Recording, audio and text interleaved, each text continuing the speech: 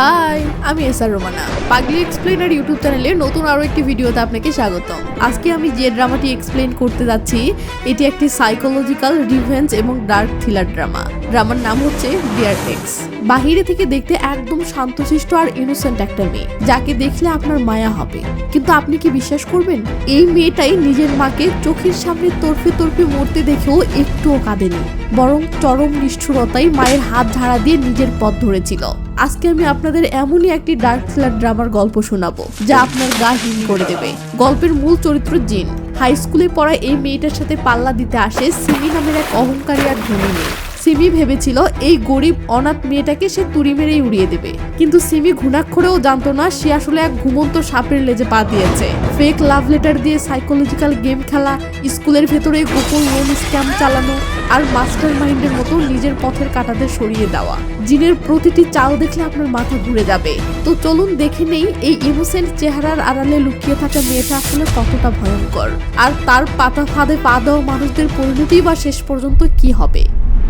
তো থাম্বনেলে নিশ্চয়ই দেখেছেন এটা এই ড্রামার দ্বিতীয় পার্ট। তো আমরা দেখি জিন সবাইকে ধোঁকা দেয় এবং সবচেয়ে কাছের ফ্রেন্ড জুন, যে জিনের খারাপ ভালো প্রতিটি কাজে প্রতিটি প্ল্যানে জীবনের তোয়াক্কা না করে সবসময় জিনের পাশে থেকেছে, তাকেও জিন তার স্বার্থের জন্য ছেড়ে নিজের পথ বেছে নিয়েছে।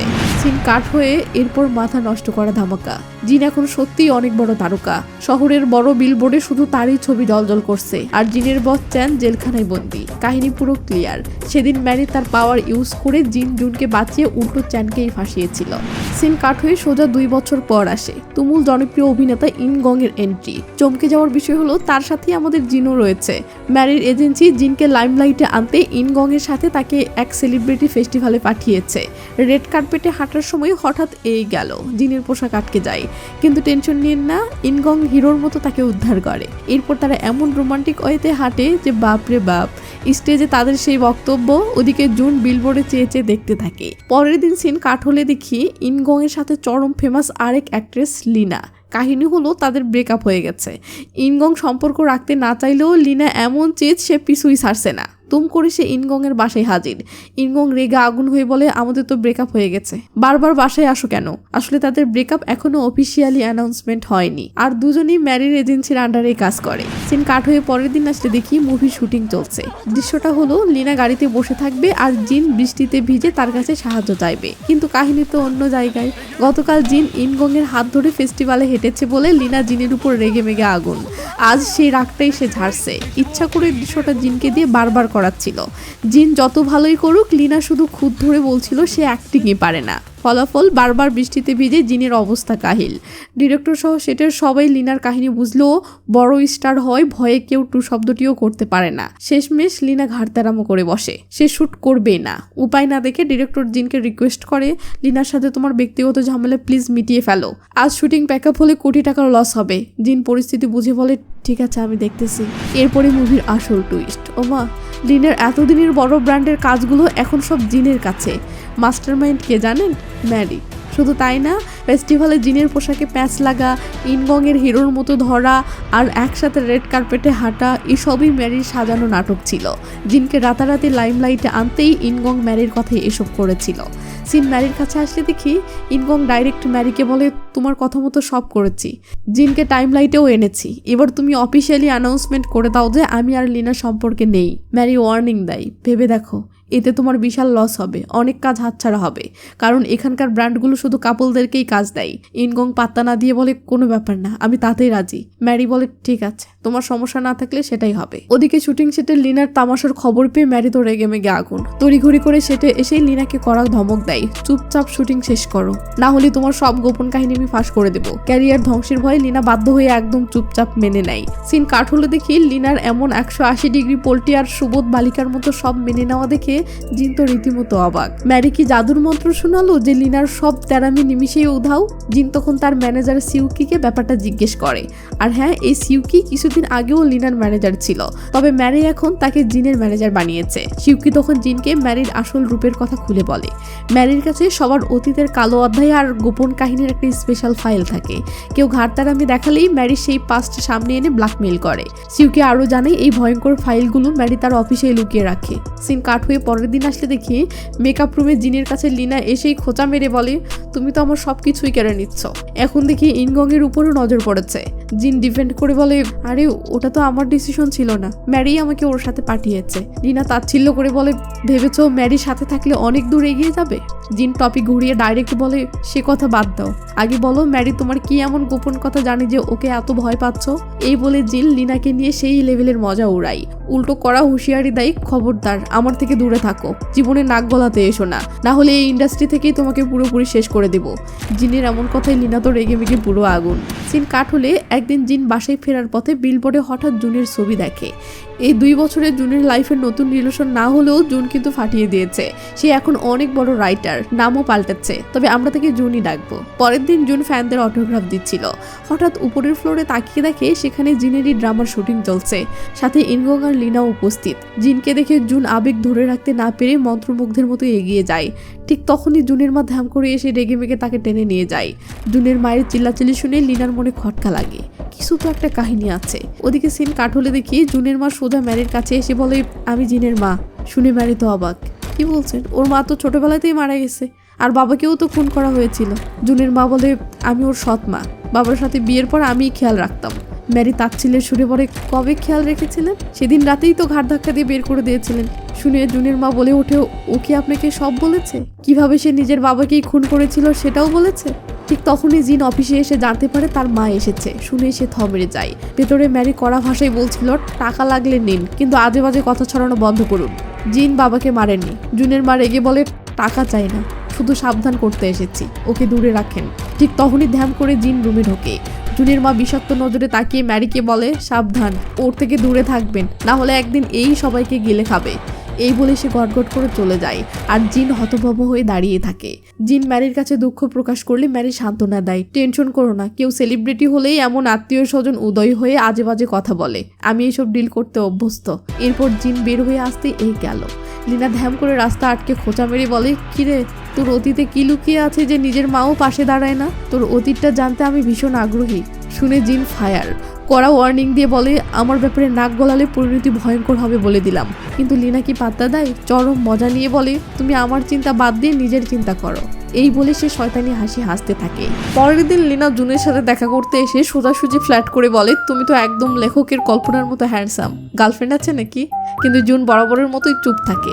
এরপর তারা জুনের লেখা একটা বই পড়তে শুরু করে, যেখানে লেখা ছিল, আমি একটা বাচ্চাকে তার যন্ত্রণার অতীত থেকে আলোতে আনতে চেয়েছিলাম, কিন্তু কিছুই করতে পারিনি। আসলে জুন এই কথাগুলো জিনকে নিয়েই লিখেছে। এই লিনা সেই জনপ্রিয় অভিনেতা ইনগং এর গার্লফ্রেন্ড ছিল এক সময়ে, এই জন্য সে জিনকে একদম সহ্য করতে পারে না। সিন জিনের কাছে আসলে দেখি ম্যানেজার জিনকে বলে, আজ সন্ধ্যা 6টার পর ইমার্জেন্সি কাজের জন্য বিল্ডিংয়ে নাকি কারেন্ট থাকবে না। এটা শুনতেই জিন ম্যানেজারকে কেন যেন ছুটি দিয়ে দেয়, কিন্তু ম্যানেজার বুঝে যায় এতে জিনের অবশ্যই কোনো মতলব আছে। ম্যানেজার লিনাকে মেসেজ দিয়ে জিনের ব্যাপারে কি যেন বলে দেয়। ম্যানেজারের মেসেজ পেয়ে লিনা জুনকে নিয়ে তড়িঘড়ি করে সেই বিল্ডিংয়ে চলে যায়। এদিকে দেখি কারেন্ট না থাকায় জিন সিঁড়ি ভেঙে উপরে ওঠে এবং ম্যারির অফিসে ঢুকে পাগলের মতো ফাইল খুঁজতে থাকে। খুঁজতে খুঁজতে সে একটা সিক্রেট রুমও পেয়ে যায়, কিন্তু দেখে লকারে পাসওয়ার্ড দেওয়া। ঠিক তখনই পিছন থেকে লিনা আসেও তার হাতে জিন আর লিনা দুজনেরই ফাইল। লিনা একটা শয়তানি হাসি দিয়ে জিনের দিকে তাকিয়ে বলে, কি ভেবেছিলে এটা পেয়েই আমার ক্যারিয়ার শেষ করে দেবে? এখন চুপচাপ আমার কাছে ক্ষমা চাও, তাহলে হয়তো এবারের মতো ছেড়ে দিতেও পারি।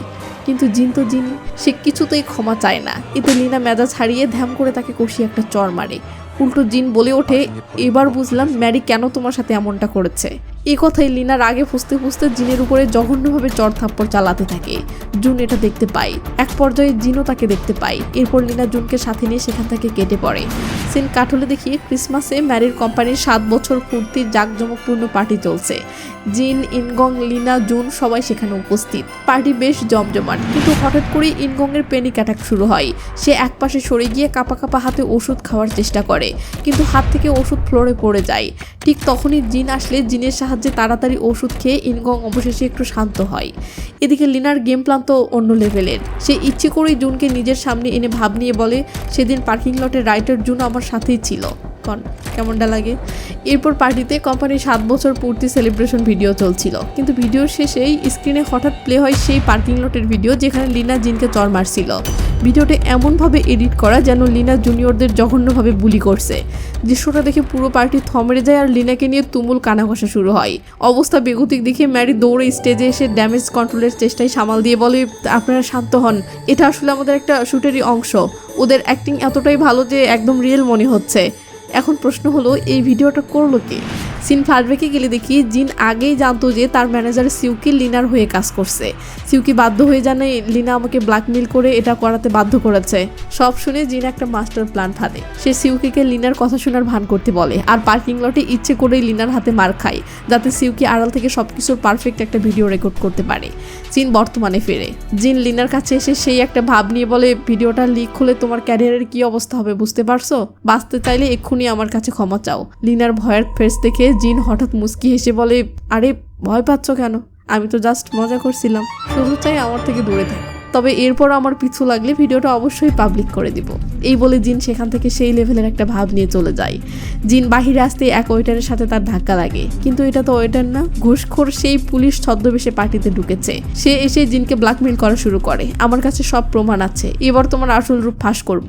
একবারও কি খোঁজ নিয়েছো তোমার নির্দোষ বস জেলে কি অবস্থায় আছে? তোমার উপকার করতে গিয়েই বেচারা জেলের ভেতর। এদিকে আড়াল থেকে লিনা এদের একসাথে দেখে ফেলে আর জুন আবার লিনাকে ফলো করতে থাকে। পুলিশটা বেরিয়ে গেলে লিনা তার পিছু নিয়ে ছবি তুলে এক লোককে পাঠিয়ে ফোনে নির্দেশ দেয়, এই লোকটার সাথে জিনের কি সম্পর্ক যে কোনো মূল্যে আমার জানা চাই। আর জুন লিনার এই পুরো প্ল্যান শুনে ফেলে। পার্টি শেষে জিন সোজা জুনের বাসায় হাজির। জুন অবাক হওয়ার আগে জিন ইমোশনাল হয়ে তাকে শক্ত করে জড়িয়ে ধরে। তখন জিন জিজ্ঞেস করে, তোমার বইয়ে সেই ছোট্ট বাচ্চাটা তো আমিই ছিলাম তাই না? জুন তখন জিনের পাশে বসে ইমোশনাল হয়ে বলে, এই দূরত্বের সময়টা আমাকে খুব কষ্ট দিয়েছে। ভেবেছিলাম এতদিন আমাদের মাঝে হয়তো সবকিছু বদলে গেছে, কিন্তু না, আজ দেখছি কিছুই বদলায়নি। জুনের কথা শুনে জিন দীর্ঘশ্বাস ফেলে বলে, ভেবেছিলাম অতীত পিছনে ফেলে অন্তত নতুন করে সামনে এগিয়ে যাব, কিন্তু আমি আবারও সেই একই জায়গায় ফিরে এসেছি। আমি এখন ভীষণ ক্লান্ত। এরপর জিন জুনের কাছে এক অদ্ভুত আবদার করে বসে, জুন আমাকে একটু শিখিয়ে দাও না কি করে ভালোবাসতে হয়। আমি ইনগংকে ভালোবাসতে চাই মশাই। আসল কাহিনী হলো, জিন আসলে ইনগংয়ের খ্যাতি আর ক্ষমতাকে হাতিয়ার বানিয়ে সবার টপে পৌঁছাতে চায়, আর এই মাস্টার প্ল্যানের জন্যই সে জুনের কাছে এসেছে।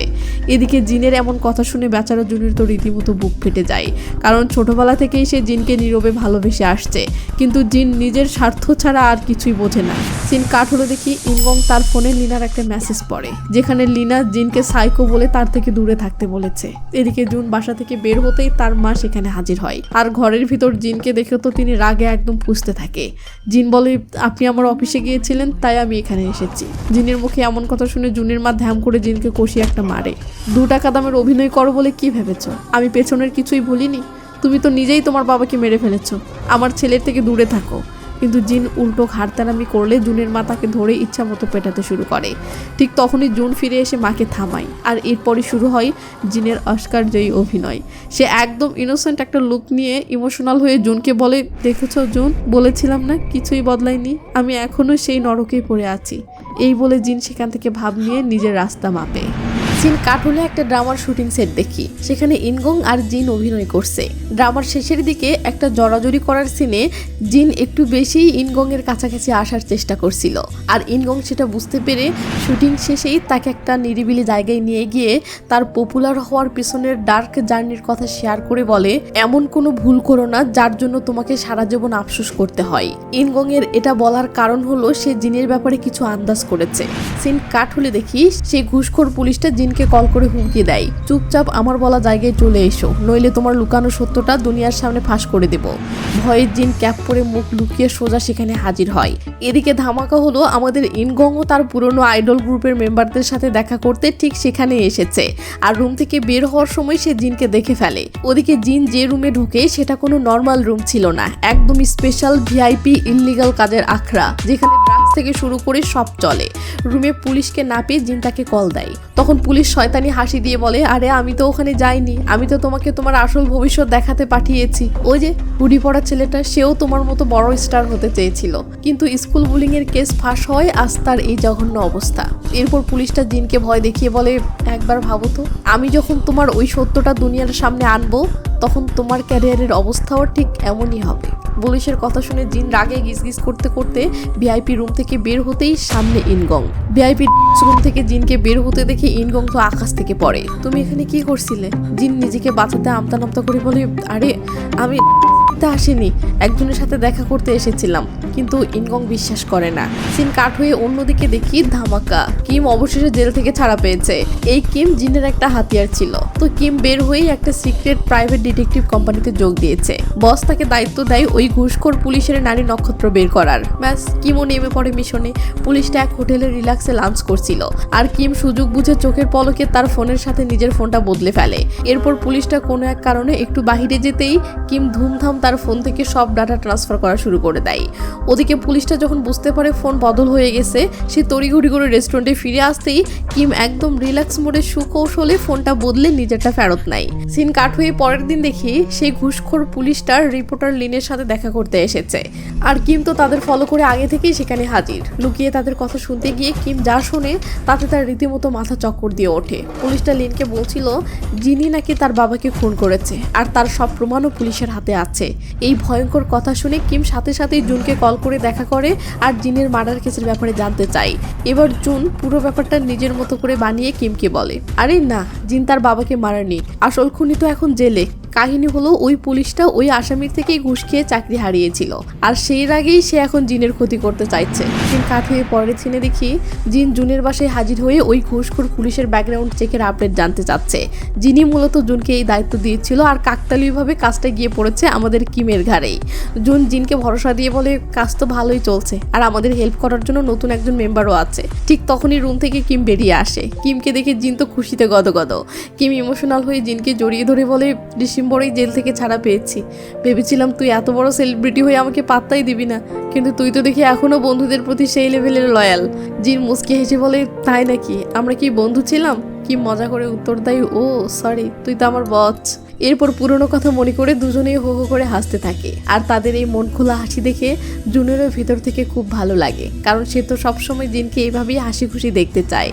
সিন কাট হয়ে ওদিকে ইনগং এর কাছে আসলে দেখি সে বসে টিভিতে জিনকে দেখছে, আর ঠিক এখানেই ফ্ল্যাশব্যাক হয় ইনগং এর পুরো ডার্ক অতীত, যেটা জুন আর কিম মিলে খুঁড়ে বের করেছে। কাহিনী হলো জ্যাক নামের একটা ছেলেকে ঠুকিয়ে ম্যারি ইনগংকে রাতারাতি বড় স্টার তো বানাই ঠিকই, কিন্তু এরপর তাকে দিয়ে গাধার মতো খাটানো শুরু করে। অতিরিক্ত কাজের এই প্রেসারে ইনগং এর ডিপ্রেশন আর প্যানিক অ্যাটাক শুরু হয়, আর সেটা সামলাতে সে ড্রিঙ্কস করা ধরে। তাছাড়া জ্যাকের ক্যারিয়ার নষ্ট করার গিল্টি ফিল তো ভেতর থেকে তাকে সবসময় কুড়ে কুড়ে খাচ্ছিলই। শুধু তাই নয়, ইনগং এর জীবনটা আসলে অনেক কষ্টের। এক কার অ্যাক্সিডেন্টে বাবা মারা যাওয়ার পর সেই শোকে মাও সুইসাইড করে বসে। এরপর থেকে নানি ইনগং আর তার ছোট ভাইকে বুকে আগলে বড় করেছে, তাই এই নানি তার জীবনের সবচেয়ে কাছের আর আপন মানুষ।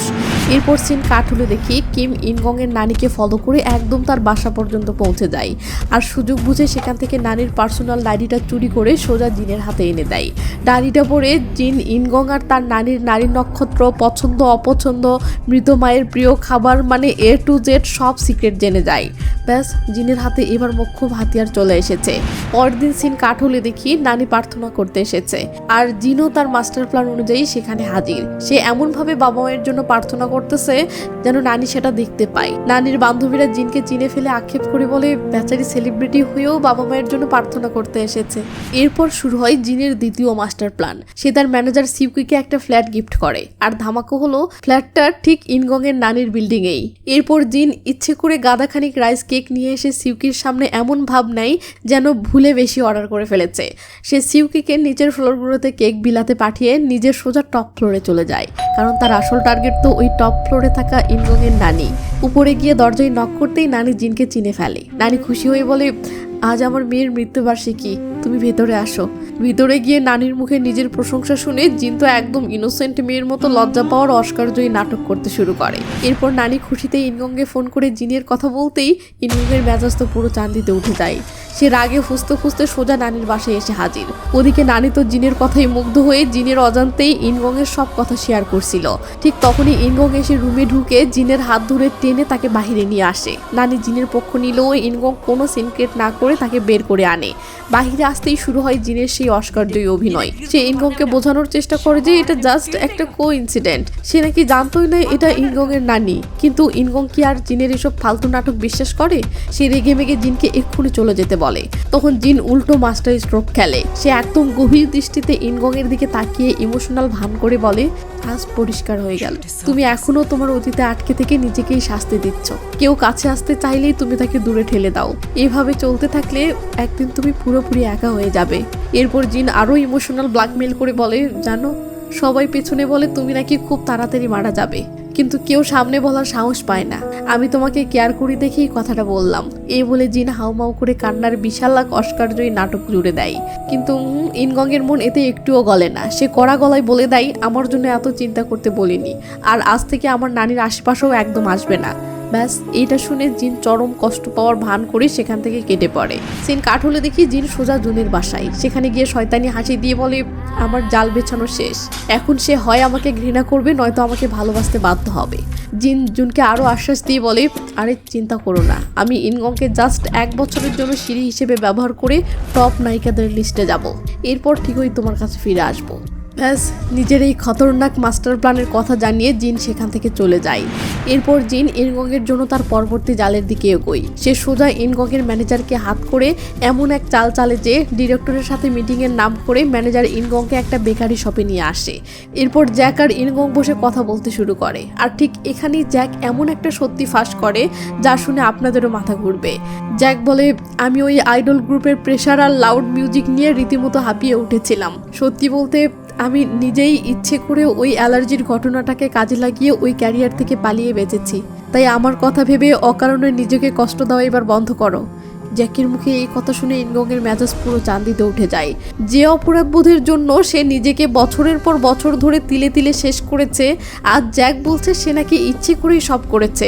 রাগে ক্ষোভে ইনগং জ্যাকের উপর ঝাঁপিয়ে পড়ে ইচ্ছে মতো পেটাতে শুরু করে আর চিল্লিয়ে বলে, তুমি এতদিন আমাকে এসব কথা বলনি কেন? ম্যানেজার দৌড়ে এসে কোনো মতে তাদেরকে থামাই। তখন জ্যাক বলে, তুমি যে আমার জন্য এতটা গিল্টি ফিল করো সেটা তো আমি ঘুণাক্ষরেও জানতাম না। আজ জিনি আমাকে তোমার এই অবস্থার কথা খুলে বলেছে, আর একমাত্র জিনের জন্যই আজ আমি এখানে এসে তোমাকে এই সত্যিটা জানাতে পারলাম। ওদিকে ইনগং এর কথাই ম্যারি এক বড় অঘটন ঘটিয়ে ফেলে। সে ইনগং আর লিনার ব্রেকআপের খবরটা পুরো দুনিয়াকে জানিয়ে দেয়। এটা দেখে লিনার তো রাগে মাথা খারাপ। সে সবকিছুর জন্য জিনকে দোষ দিতে থাকে। উপায় না পেয়ে লিনা এবার রিপোর্টার লিমকে কল করে। লিম তখন সেই ঘুষখোর পুলিশকে জিনের বিরুদ্ধে জোগাড় করা প্রমাণগুলো নিয়ে জলদি আসতে বলে। পুলিশও কনফিডেন্সের সাথে সব ডকুমেন্ট নিয়ে বের হয়, কিন্তু মাঝ রাস্তায় কিম এসে থ্যাম করেও পুলিশকে কিডন্যাপ করে বসে। জ্ঞান ফিরতেই পুলিশ দেখে সামনে রিল্যাক্স মুডে দাঁড়িয়ে আছে জুন আর কিম। তারা একদম ঠান্ডা মাথায় পুলিশকে ব্ল্যাকমেইল করে বলে, আপনার মেয়ের নেওয়ার সব শক্ত প্রমাণ আমাদের হাতে। মেয়ের জীবন বাঁচাতে চাইলে এখনই জিনের পিছু ছাড়ুন আর রিপোর্টারকে না করে দিন। ব্যাস, মেয়ের বিপদের কথা শুনে পুলিশ তো পুরাই কাবু। বাধ্য হয়ে সে রিপোর্টারকে মেসেজ দেয়, জিনের বিরুদ্ধে মার্ডারের কোনো প্রমাণ আমার কাছে নেই। তারপরেই ফোন একদম সুইচ অফ। এই মেসেজ দেখে রিপোর্টার তো থ মেরে যায়। উপায় না পেয়ে সে লিনাকে গিয়ে জানায় যে জিনের ব্যাপারে কিছুই পাওয়া যাচ্ছে না। আর এটা শোনা মাত্র লিনা রাগে খুব একদম পাগলের মতো আচরণ করতে শুরু করে। সিন কাট হয়। ওদিকে জুন আর কিম ওই রিপোর্টারকে নিয়ে কথা বলছে। কিম ফাঁস করে দেয়, জানিস ওই রিপোর্টার আসলে লিনার কাজিন, আর এই জন্যই সে অনলাইনে লিনার এত গুনগান গায়। এটা শুনে জুন বলে ওঠে, আমি লিনার সাথে কথা বলবো। কিম অবাক হয়ে বলে, তুই লিনাকে চিনিস নাকি? জুন বলে, লিন অনেকদিন ধরেই জিনকে বুলি করে আসছে। এরপর কিম আসল কথায় আসে, আচ্ছা জিন যে হিরো ইনগংকে ডেট করতে যাচ্ছে এটা শুনে তোর কি একদমই কষ্ট হচ্ছে না? জুন কোনো কথা বলে না। কিম বিরক্ত হয়ে বলে, তুই কেমন মানুষ রে? নিজের ভালোবাসার মানুষকে কিভাবে তুই অন্য কারো হাতে তুলে দিচ্ছিস? এত কথার পরেও জুন একদম নিশ্চুপ। এদিকে সিন চলে আসে ইনগং এর কাছে। সে বসে বসে তার আর জিনের করে সেই মুভিটাই দেখছিল। আর মুভি দেখতে দেখতে তার মাথায় কেবল জিনের বলা কথাগুলোই ঘুরপাক খাচ্ছিল। মানুষ বলে তুমি খুব একা আর জলদি মারা যাবে। সত্যি বলতে আমি তোমার জন্য অনেক চিন্তা করি। ব্যাস, এসব ভেবেই ইনগং জিনের ফোনে মেসেজ ঢুকে দেয়, জিন আই এম সরি, সেদিন তোমার সাথে অনেক খারাপ ব্যবহার করে ফেলেছি। আজ আমার সাথে ডিনারে যাবে? জিন বলে, হ্যাঁ যাব। তখন ইনগং তাকে রাত 9টায় রেস্টুরেন্টে আসতে বলে। রাতের বেলা ইনগং ডিনারে যাওয়ার জন্য বের হতেই রাস্তায় কিমের গাড়ির সাথে তার ছোট্ট একটা অ্যাক্সিডেন্ট হয়ে যায়। তবে এখানেও একটা টুইস্ট আছে। জিনের মাস্টার প্ল্যানে কিম নিজেই ইচ্ছে করে এই ঝামেলা পাকিয়েছে যাতে ইনগং এর ডিনারে পৌঁছাতে লেট হয়। ওদিকে জিনের কোনো ইনফরমেশন না পেয়ে লিনা রাগে ক্ষোভে বাড়ি বসে মাল পানি গিলছে। ঠিক তখনই সেখানে জুন হাজির। লিনা সরাসরি জিজ্ঞেস করে বসে, সত্যি করে বলো তো তোমার আর জিনের সম্পর্কটা কি? জুন ক্যাজুয়ালি জানায় যে তারা সৎ ভাই বোন। কিন্তু লিনা কি এত সহজে মানার পাত্রী? সে দুম করে বলে ওঠে, তোমার চোখে জিনের জন্য যে অনুভূতি দেখতে পাচ্ছি সেটা তো মোটেও ভাই বোনের মতো না। এটা শুনে জুন মুস্কি হেসে বলে, আরে বাহ, তুমি তো দেখি আমার মনে পড়তে পারছো। তার মানে কি এটা আমার প্রতি তোমার প্রেম? মানে এভাবে জুন খুব কৌশলেই কথাটা ঘুরিয়ে দিল। পরের সিনে দেখি জিন রেস্টুরেন্টে ইনগং এর জন্য ওয়েট করতে করতে রাত 10টা বেজে যায়। ওয়েটার এসে রেস্টুরেন্ট বন্ধ করার কথা জানালে জিন বাধ্য হয়ে বেরিয়ে আসে। ঠিক তখনই ইনগং হাঁপাতে হাঁপাতে দৌড়ে সেখানে পৌঁছায়। সে দেখে রেস্টুরেন্ট বন্ধ, কিন্তু এই কনকনে ঠান্ডার মাঝেও জিন বাহিরে দাঁড়িয়ে শুধু তার জন্যই অপেক্ষা করছে। অন্য সিনে দেখি রাস্তার পাশে কিছু লোক জিনের পোস্টার দেখে আজে বাজে বকছিল। জিনের নামে এমন নোংরা কথা শুনে জুনের মাথা তো পুরাই গরম। সে সোজা গিয়ে ওদের সাথে মারামারি শুরু করে দেয়। অবস্থা বেগুতিক দেখে লিনা দৌড়ে এসে লোকগুলোকে ধমক দিয়ে সেখান থেকে তাড়িয়ে দেয়। তো এদিকে ইনগং জিনের কাছে এসে জিজ্ঞেস করে, আজ আমার জন্য এতক্ষণ এই ঠান্ডার মাঝে ওয়েট করলে কেন? এদিকে জিন তো ভিতরে ভিতরে আস্ত শয়তান। সে একদম ইমোশনাল হওয়ার নাটক করে বলে, আমি তো যোগাযোগই করতে পারছিলাম না। তোমার রাস্তায় কিছু হলো কিনা ভেবে ভেবে টেনশনে আমার তো জান যাওয়ার অবস্থা।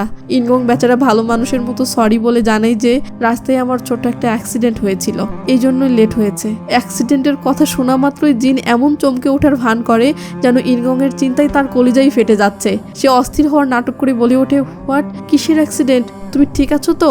ইনগং সান্ত্বনা দিয়ে বলে, আরে না, আমি একদম ঠিক আছি, শুধু অ্যাক্সিডেন্টের সময় ফোনটা ড্রেনে পড়ে যাওয়ায় কল দিতে পারিনি। এরপর সে ইমোশনাল হয়ে বলে, কিন্তু তুমি আমার জন্য এতক্ষণ এই কনকনে ঠান্ডায় কেন দাঁড়িয়েছিলে? তোমার কি ঠান্ডা লাগছে না? জিন তখন মিষ্টি করে বলে, আরে এত চিন্তা করো না তো, তুমি যে সই সালামতে এসে পড়েছো এটাই অনেক। এই বলে জিন নিজের গলার স্কার্ফটা খুলে পরম যত্নে ইনগং এর গলায় পরিয়ে দেয়। নিজের প্রতি জিনের এই লেভেলের কেয়ার দেখে ইনগং তো ভেতরে ভেতরে গলে একদম পানি। সে আর নিজেকে সামলাতে না পেরে আবেগে জিনকে কিস করে বসে। জিনও তাকে আপন করে নেয়। সিন কাট হয়। ওদিকে বেচারা জুনির মনে তখনও জিনের বলা সেই স্বার্থপরের মতো কথাগুলোই ঘুরপাক খাচ্ছিল। আমি তো তোমার কাছে ফিরে এসেছি, প্লিজ আমাকে সাহায্য করো যাতে আমি ইনগংকে ভালোবাসতে পারি। এই কথাগুলো মনে পড়তেই জুনের চোখে একরাশ কষ্ট আর পানি চলে আসে। ওদিকে আরেক কাহিনী, লিনার ওই কাজিন মানে রিপোর্টার লিম চুপি চুপি জিন এবং ইনগং এর এই রোমান্টিক মুহূর্তের সব ছবি তুলে ফেলেছে। তবে শুধু লিমই না, আরেকদিকে কিমও তাদের কিস করার ছবি তুলছিল। আর এখানেও একটা টুইস্ট আছে, কিম কিন্তু এসব নিজের ইচ্ছেতে করছে না, সে জিনের মাস্টার প্ল্যান মতোই এই ছবিগুলো তুলছিল। সিনেমার লিন আর জুনের কাছে আসে। লিনা ড্রিঙ্ক করে পুরাই বেসামাল। জুন তাকে ধরে গাড়িতে তুলতে যাবে, ঠিক তখনই লিনার ফোনে রিপোর্টার লিমের কল আসে। লিনার অবস্থা টাইট দেখে জুন নিজেই কলটা ধরে। লিম তো আর জানে না যে ওপাশে জুন। সে এক নিঃশ্বাসে বলে ওঠে, আরে লিনা, জানো আজ আমি জিন আর ইনগংকে একসাথে কিস করতে দেখেছি, সব ছবিও তুলেছি। আচ্ছা, জিনের জন্য কি ইনগং তোমার সাথে ব্রেকআপ করেছে? কথাগুলো শুনে জুনের তো রীতিমতো মাথা খারাপ। সে ফোন কেটে লিনাকে বাসায় পাঠিয়ে দেয়। এরপর জিনকে মেসেজ করে সতর্ক করে দেয়, রিপোর্টার লিম তোমাদের সব কীর্তি জেনে গেছে। পরের সিনে দেখি কিসিং স্ক্যান্ডেল নিয়ে ম্যারি জিনের উপর রেগে ফায়ার। সে জিনকে ধমক দিয়ে বলে, এসব এখনই বন্ধ করো, নয়তো ইমেজ আর ক্যারিয়ার দুটোই শেষ হবে। জিন বলে, এটা টাইম পাস না, আমরা সত্যিই প্রেম করছি। জিন বুঝতে পারে ছবিগুলো লিমই ম্যারিকে পাঠিয়েছে। ম্যারি বলে লিম লিক করেনি, তার মানে সে ব্ল্যাকমেইল করে বড় কিছু হাতাতে চাচ্ছে। ঠিক তখনই সেখানে ইনগং আসে। তাকে দেখে জিন কেটে পড়লে ম্যারি ইনগংকে বলে, তোমার কাছ থেকে আমি এমন কাজ একদমই আশা করিনি। ইনগং বেচারা ইমোশনাল হয়ে ম্যারির কাছে সরি বলে। ম্যারি বলে, খবরটা বাহিরে গেলে পাবলিক ভাববে তুমি লিনাকে ধোকা দিয়েছো, দুনিয়ার সবাই তোমাকে ধোকাবাজ বলবে। কিন্তু ইনগং সোজা সাপটা বলে, যা হওয়ার হোক। সিন কাট হলে দেখি জিন রিপোর্টার লিমের সাথে দেখা করেছে। লিম থ্রেড দিয়ে বলে, ছবিগুলো লিক হলে তোমার ক্যারিয়ার এখানেই শেষ। কিন্তু জিন ঘাবড়ানোর বদলে উল্টো হেসে স্মার্ট একটা চাল চালে। সে বলে, এই থ্রেড ইনগংকে দিন, সে ফেমাস অ্যাক্টর, আমাকে কয়জন চেনে। স্ক্যান্ডেল ছড়ালে বরং মানুষ কৌতূহল হয়ে আমাকে খুঁজবে, এতে দিন শেষে আমারই লাভ। জিনের আমার রিল্যাক্স ভাব দেখে লিম তখন একটা ড্রাফট লেখা বের করে বলে, আমি ঠিক এই লেখাটা দিয়ে তোমাদের ছবিগুলো রিলিজ করতে যাচ্ছি। এবার জিন লিমকে বলে, আমি জানি আপনি লিনার কাজিন, কিন্তু তাই বলে সবসময় তার কথাই উঠতে বসতে হবে কেন? তার চেয়ে বরং আপনি আমার সাথে হাত মেলান। পাবলিক যেহেতু সেলিব্রিটিদের লাভ স্টোরি নিয়ে পাগল, তাই আমি আমার সম্পর্কের সব এক্সক্লুসিভ রাইটস সব আপনাকে দিব। তবে শর্ত একটা, এগুলো যে আমি দিয়েছি তা কাউকে বলা যাবে না। কথা শেষে জিন লিমের হাতে একটা পেন ড্রাইভ ভরিয়ে দিয়ে বলে, আপনার তোলা এই গোলা ছবি বাদ দিন, এর ভিতরে আমাদের একদম হাই কোয়ালিটির ছবি আছে। এখন থেকে নিউজ করতে আর আমাদের পিছনে ঘুরতে হবে না, সব এক্সক্লুসিভ আপডেট আমি নিজেই আপনাকে দেবো। ব্যাস এমন বাম্পার অফার পেয়ে লিন তো মহা খুশি।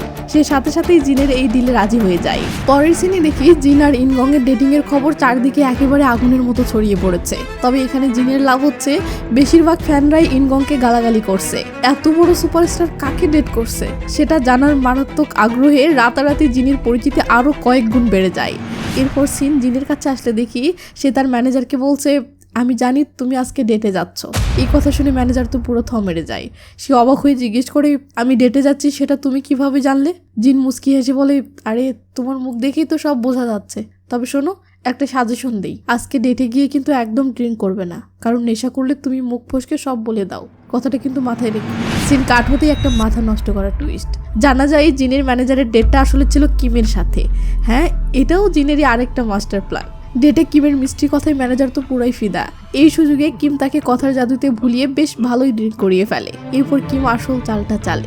সে কথায় কথায় বলে ওঠে, জানো সেলিব্রিটিরা তো ক্রাইম করেও দিব্যি পার পেয়ে যায়, পাশে অন্য কেউ। নেশার ঘুরে ম্যানেজার বলে ওঠে, একদম ঠিক। এরপরই সে লিনার ব্যাপারে একটা বিশাল বোমা ফাটায়। সে জানায়, আমি যখন লিনার ম্যানেজার ছিলাম তখন লিনা ড্রাঙ্ক অবস্থায় একটা অ্যাক্সিডেন্ট করেছিল। লিনাকে বাঁচাতে আমি পুরো দোষটা নিজের কাঁধে নিয়েছিলাম। আমরা দেখি কিম এসব ফোনে চুপি চুপি রেকর্ড করে নিচ্ছে। সিন কাট করে লিনার কাছে আসতেই দেখি লিনা সেই ভিডিওটা দেখে রীতিমতো মেরে আছে। ঠিক তখনই পিছন থেকে জিন এসে শয়তানি হাসি দিয়ে বলে, কি ব্যাপার, খুব সারপ্রাইজড? আগেই বলেছিলাম আমার সাথে লাগতে এসো না। লিনার তো এবার কিডনি হাতে চলে আসার অবস্থা। ক্যারিয়ার বাঁচাতে সে কাঁদতে কাঁদতে জিনের কাছে অনুনয় বিনয় করতে শুরু করে। কিন্তু জিন কি আর এসব শোনার পাত্রী? সে ধ্যাম করে লিনার হাত ঝটকা মেরে সরিয়ে দেয় আর লিনার হাত থেকে ফোনটা চিটকে নিচে পড়ে যায়। জিন চরম অ্যাটিটিউড নিয়ে বলে, তোমার ধ্বংসের তো কেবল শুরু। ঠিক তখনই লিনার ফোনে নোটিফিকেশনের বন্যা বয়ে যায়। মানে ভিডিও অলরেডি সোশ্যাল মিডিয়ায় ভাইরাল হয়েছে। নেটিজেনদের গালাগালি আর অপমানে লিনা কোনো উপায় না পেয়ে অসহায়ের মতো বসে হাওয়া করে কাঁদতে থাকে। ওদিকে সিন কাট করে ম্যানেজারের কাছে গেলে দেখি বেচারার ভয়ে পুরোই টাইট অবস্থা। সিক্রেট ভিডিও ভাইরাল হয়ে সে ঘামতে শুরু করেছে। ঠিক তখনই জিন সেখানে এন্ট্রি নেয়। সে তার সেই চিরচেনা ভাবে বলে, আগেই বলেছিলাম না ডেটে গিয়ে ড্রিঙ্কস করবে না? একটু ড্রিঙ্কস করলেই তো তোমার পেটে কথা থাকে না। তোমার মতো আনট্রাস্টেড লোকের সাথে কাজ করা সম্ভব না। আজই তোমার লাস্ট দিন। ব্যাস এই বলে জিন ধাম করে ম্যানেজারকেও কাছ থেকে ঘাড় ধাক্কা দিয়ে বের করে দেয়। সিন কাট করে লিনাকে দেখি সে জুনের কাছে গিয়ে বলে, আজ রাতে জিনের নতুন মুভির প্রিমিয়ারে যাবে। মেয়েটাকে আমি দু চোখে সহ্য করতে পারি না, তাও দেখতে চাই এত কিসের অহংকার তার, আর কেমনই বা সে অ্যাক্টিং করে। প্রিমিয়ারের রাতে তারা দুজনেই প্ল্যান মতো সেখানে হাজির। কিন্তু জিনের পাশে ইনগংকে বসে থাকতে দেখে জুনুর তো কলেজায় একদম ধাক্কা লাগে। নিজের পছন্দের মানুষকে অন্য কারোর সাথে দেখলে বেচারার তো খারাপ লাগবেই। তো যাই হোক, প্রিমিয়ার শেষে জিন আর ইনগং একসাথে গাড়িতে ফিরছিল। এই সিনে জিন ইনগং এর এত বেশি কেয়ার করে যেন সে তাকে আকাশ পরিমাণ ভালোবাসে। জিনের এমন গভীর ভালোবাসা দেখে বেচারা ইনগং তো পুরাই গলে যায়। এভাবেই বেশ কিছুদিন কেটে যায়। আর দিন যত এগোচ্ছে জিনের পপুলারিটি যেন রকেটের গতিতে বাড়ছে। সে হয়ে উঠেছে আরো সুপার ফেমাস। সিন কাট হতেই দেখি সেই সিমিকে, যে জিনের সঙ্গে একসাথে পড়াশোনা করেছে এবং এই জিন সিমির লাইফটাকে ধ্বংস করেছে। তো জিনের এমন আকাশচুম্বী ফেম দেখে হিংসায় সিমির তো রীতিমতো গা জ্বলছে। রাগের চোটে সে অনলাইনে জিনের বিরুদ্ধে বিশাল একটা এক্সপোজ পোস্ট করে। পোস্টে লেখে, আমি আর জিন একই স্কুলে পড়তাম, আজ সে বড় সেলিব্রিটি হতে পারে, কিন্তু স্কুলে সে আমাকে ইচ্ছা মতো বুলি করত, লোকজনকে ব্ল্যাকমেইল করে টাকাও হাতাতো। প্রমাণ চাইলে সরাসরি আমার সাথে যোগাযোগ করুন। এই পোস্ট তো মুহূর্তে ইন্টারনেটে আগুনের মতো ভাইরাল হয়ে যায়। অনলাইনে তুমুল আলোচনা আর সমালোচনার ঝড় উঠে যায়। কিন্তু গেমটা ঘুরে যায় অন্য জায়গায়। কিম পোস্টটা দেখি কমেন্টে গিয়ে কড়া রিপ্লাই দেয়, আমিও তো জিনের ক্লাসেই ছিলাম, জিন তো আমাদের ক্লাসের সেরা স্টুডেন্ট ছিল। আর জিনের স্কুল জীবনের সেই ভালো মানুষের মুখোশ আর মিষ্টি ব্যবহার তো আগেই সবার মন জিতে নিয়েছিল। তাই একে একে সব ক্লাসমেটরা এসে উল্টো সিমিকেই ধুয়ে দিতে শুরু করে। তারা কমেন্টে অ্যাটাক করে বলে, জিনের নামে এত বড় মিথ্যা কথা, আমরা সবাই খুব ভালো করেই জানি আসল কালপ্রিট কে। তুই তো টাকা চুরি করতে গিয়ে হাতে নাতে ধরা পড়ে স্কুল থেকে বের হয়েছিস। মানে বোঝেন অবস্থা। সিমির প্ল্যান পুরাই ব্যাকফায়ার করে আর ক্লাসের সবাই রীতিমতো জিনের ঢাল হয়ে দাঁড়ায়। সিন কাট হয়ে ম্যারি আর জিনের কাছে আসলে দেখি ম্যারি সরাসরি জিনকে ওই পোস্ট নিয়ে জেরা শুরু করে। কিন্তু জিন তো পুরাই পাকা খেলোয়াড়। সে বলে, বিশ্বাস না হলে রেকর্ড চেক করতে পারো। এদিকে মাত্র 1 ঘন্টার মধ্যেই সিমির ওই পোস্ট ভ্যানিশ। আসলে সিমি পোস্ট করার পর থেকে নেটিজেনরা তাকে এমন ভাবে ধুয়ে দিচ্ছিল যে সহ্য করতে না পেরে সে নিজেই পোস্ট ডিলিট করতে বাধ্য হয়েছে। ম্যারি তখন জিনকে অভয় দিয়ে বলে, আমি তোমার কথাই বিশ্বাস করি। যাক, মিডিয়াতে এটা নিয়ে বেশি গসিপ হওয়ার আগেই ডিলিট হয়ে গেছে, কারণ এরকম একটা স্ক্যান্ডাল যে কারো ক্যারিয়ার এক নিমিষেই শেষ করে দিতে পারে। জিন তখন শান্ত স্বরে বলে, জানি, তবে আমার ফ্যানরা আমাকে অনেক সাপোর্ট করছে। এটা শুনে ম্যারি বলে, মনে রেখো, মিডিয়ার এই দুনিয়ায় কেউই কারো আপন না। তো যাই হোক, পরের সিনে দেখি জিন হঠাৎ ভীষণ অসুস্থ হয়ে পড়েছে। সে ইনগংকে ফোন করে জানালে ইনগং তো টেনশনে অস্থির, কিন্তু প্রবলেম হলো সে তখন শুটের কাজে অন্য দেশে, তাই কোনো উপায় না পেয়ে সে তার নানিকে জিনের বাসায় পাঠিয়ে দেয়। নানি জিনের বাসায় এসে দরজায় নক করতেই থাকে। ওদিকে জিন ঘুমের ঘুরে থাকায় দরজা খুলতে একটু দেরি করে ফেলে। দরজা খুলতেই নানি বলে ওঠে, এত অসুস্থ তুমি, আমাকে তো অন্তত একবার বলতে পারতে, ইনগংয়ের কাছ থেকে কেন শুনতে হলো? এরপর নানি সারা রাত জেগে জিনের এতটাই খেয়াল রাখে যে জিন পুরো ইমোশনাল হয়ে যায়। নানি তাকে খাইয়ে দিতে দিতে বলে, ইনগংয়ের সাথে তোমার রিলেশন থাকুক বা না থাকুক, আমি সবসময় তোমার পাশেই থাকবো। তুমি আমার কাছে একদম একটা উপহারের মতো। তার জন্য এমন নিঃস্বার্থ ভালোবাসা দেখে জিন রীতিমতো থ মেরে যায়। পরের দিন সকালে জিন অনেকটাই সুস্থ। নানি যখন চলে যাচ্ছিল তখন জিন নানিকে বাসার পাসওয়ার্ড দিয়ে বলে, এরপর থেকে কনকনে শীতে বাহিরে না দাঁড়িয়ে সোজা পাসওয়ার্ড দিয়ে ঘরে চলে আসবেন। জিনের মুখে এমন আপন করা কথা শুনে নানি তো মহা খুশি। তো যাই হোক, ওদিকে ইনগং শুটিং এর কাজে যে দেশে গিয়েছিল, ম্যারিও হঠাৎ কোনো এক দরকারে সেখানে গিয়েছে এবং ইনগং এর সাথে দেখা করতেও গিয়েছে। এদিকে ম্যারি ইনগং এর কাজে ফোকাস না দেওয়ার কারণ জিজ্ঞেস করলে ইনগং ইমোশনাল হয়ে বলে, জিনের সাথে থাকলেই আমি বেশি খুশি থাকি। কথার মাঝেই ম্যারির চোখ পড়ে পাশে রাখা একজোড়া কিউট বাচ্চার জুতোর দিকে। ম্যারি অবাক হয়ে কাহিনী জানতে চাইলে ইনগং হাসতে হাসতে বলে, জিনের জন্মদিনের গিফট কিনতে গিয়ে জুতাগুলো দেখে আমি আর লোভ সামলাতে পারিনি। আরও বলে, আমি জিনকে বিয়ে করে একটা সুন্দর সংসার করতে চাই। ইনগং এর এমন অন্ধ ভালোবাসা আর ক্যারিয়ার নিয়ে খামখেয়ালিপনা দেখে ম্যারি তো মারাত্মক টেনশনে পড়ে যায়। এরপর সিন কাট হয়ে জিনের কাছে আসলে দেখি সে একটা প্রার্থনাগারে এসেছে, যেখানে ইনগং এর নানিও রেগুলার আসে। আর সেখানে গিয়েই জিন হঠাৎ চ্যানকে দেখতে পায়। এটা কিন্তু সেই লোক যাকে জিনের বাবার খুনের দায়ে পুলিশ ধরেছিল। চ্যানকে মুক্ত দেখে জিন তো রীতিমতো থমড়ে যায়। জিন নিজেকে সামনে নিয়ে চ্যানের প্রতি কৃতজ্ঞতা প্রকাশ করে। এরা এসব কথা বলছিল, ঠিক তখনই সেখানে ইনগং এর নানি আসে ও এসেই চ্যানকে দেখে অবাক হয়ে বলে ওঠে, আরে তুমি এখানে জেল থেকে কবে বের হলে? তার মানে ইনগং এর নানি আগে থেকেই চ্যানকে চেনে। এই অবস্থা দেখে জিনের তো পুরো কিডনি হাতে চলে আসার অবস্থা। তার মাথায় একটাই ভয়, চ্যান যদি এখন মুখ ফসকে সবকিছু এখন নানির কাছে বলে দেয় তাহলে তো পুরাই খেলা শেষ। পরের দিন জুনের বাসায় এক বিশাল কমেডি সিন। লিনা বাসায় ঢুকেই জুন ভেবে ভুল করে কিমকে পেছন থেকে ধ্যাম করে জড়িয়ে ধরে। এরপর একে অপরের ফেস দেখে দুজনেই একেবারে ষাঁড়ের মতো চিল্লাতে শুরু করে। কিম নিজেকে জুনের ফ্রেন্ড পরিচয় দিয়ে কেটে পড়তে নিচ্ছিল, ঠিক তখনই তার ফোনে জিনের কল আসে। জিনের কল পেয়ে কিম তো খুশিতে একেবারে গুলগুলা, কিন্তু জিনের আপসেট কণ্ঠ শুনে সে সিরিয়াস হয়ে যায়। তো ফোন করে জিন কিমকে চ্যানের উপর কড়া নজর রাখতে বলে। কল কাটতেই সেখানে জুন আসে। সে কিমের চেহারার রং দেখেই ধরে ফেলে যে কথা জিনের সাথেই হচ্ছিল। জুন জেরা করলেও কিম জিনের প্ল্যান ফাঁস করে না। যাওয়ার সময় জুনকে বলে, আজ আর বাসায় যেও না, কারণ তোমার বাসার ভেতরে আস্ত একটা শাকচুন্নি তোমার জন্য ওয়েট করছে। তো এরপর সিন কাট হলে দেখি কিম জিনের কথা মতো পুরো গোয়েন্দা স্টাইলে চ্যানের পিছু নিয়ে তার A to Z খোঁজ খবর লাগাতে শুরু করে দিয়েছে। সিন পরের দিন লিনার কাছে আসলে দেখি সে বসে বসে টিভিতে ব্রেকিং নিউজ দেখছে। নিউজটা হলো জুনের নতুন নোবেল উইন্টার স্লিপ নিয়ে মুভি বানানো হবে। আর মাথা নষ্ট করার দ্বিতীয় খবরটা হলো জুন নাকি অ্যাক্ট্রেস লিনাকে ডেট করছে, আর তাই এই নতুন মুভিতে হয়তো লিনাকেই নায়িকা হিসেবে নেওয়া হবে। ব্যাস, টিভিতে নিজের নামে এমন খবর শুনে লিনা তো খুশিতে আবারও একেবারে গুলগুলা হয়ে যায়। এরপর সিন কাট করে জুনের অফিসে গেলে দেখি ম্যারি জুনের সাথে দেখা করতে এসেছে। এসে জুনকে থ্যাঙ্কস জানাই, কারণ এতদিন তাদের কোম্পানিতে যে সিক্রেট ইনভেস্টর কারি টাকা ঢালছিল সে আর কেউ নয়, এই জুনই। ম্যারি জুনকে আগে থেকেই চিনত, সেই জিনের বাবার মার্ডার কেসের সূত্র ধরে। ম্যারি সরাসরি বলে, আমি জানি আপনি জিনের জন্যই এত টাকা ইনভেস্ট করছেন। জুন সেটা স্বীকার করে জিনের খোঁজ নিলে ম্যারি একটু খোঁচা দিয়ে বলে, জিন এখন ইনগং এর সাথে ভালোই আছে।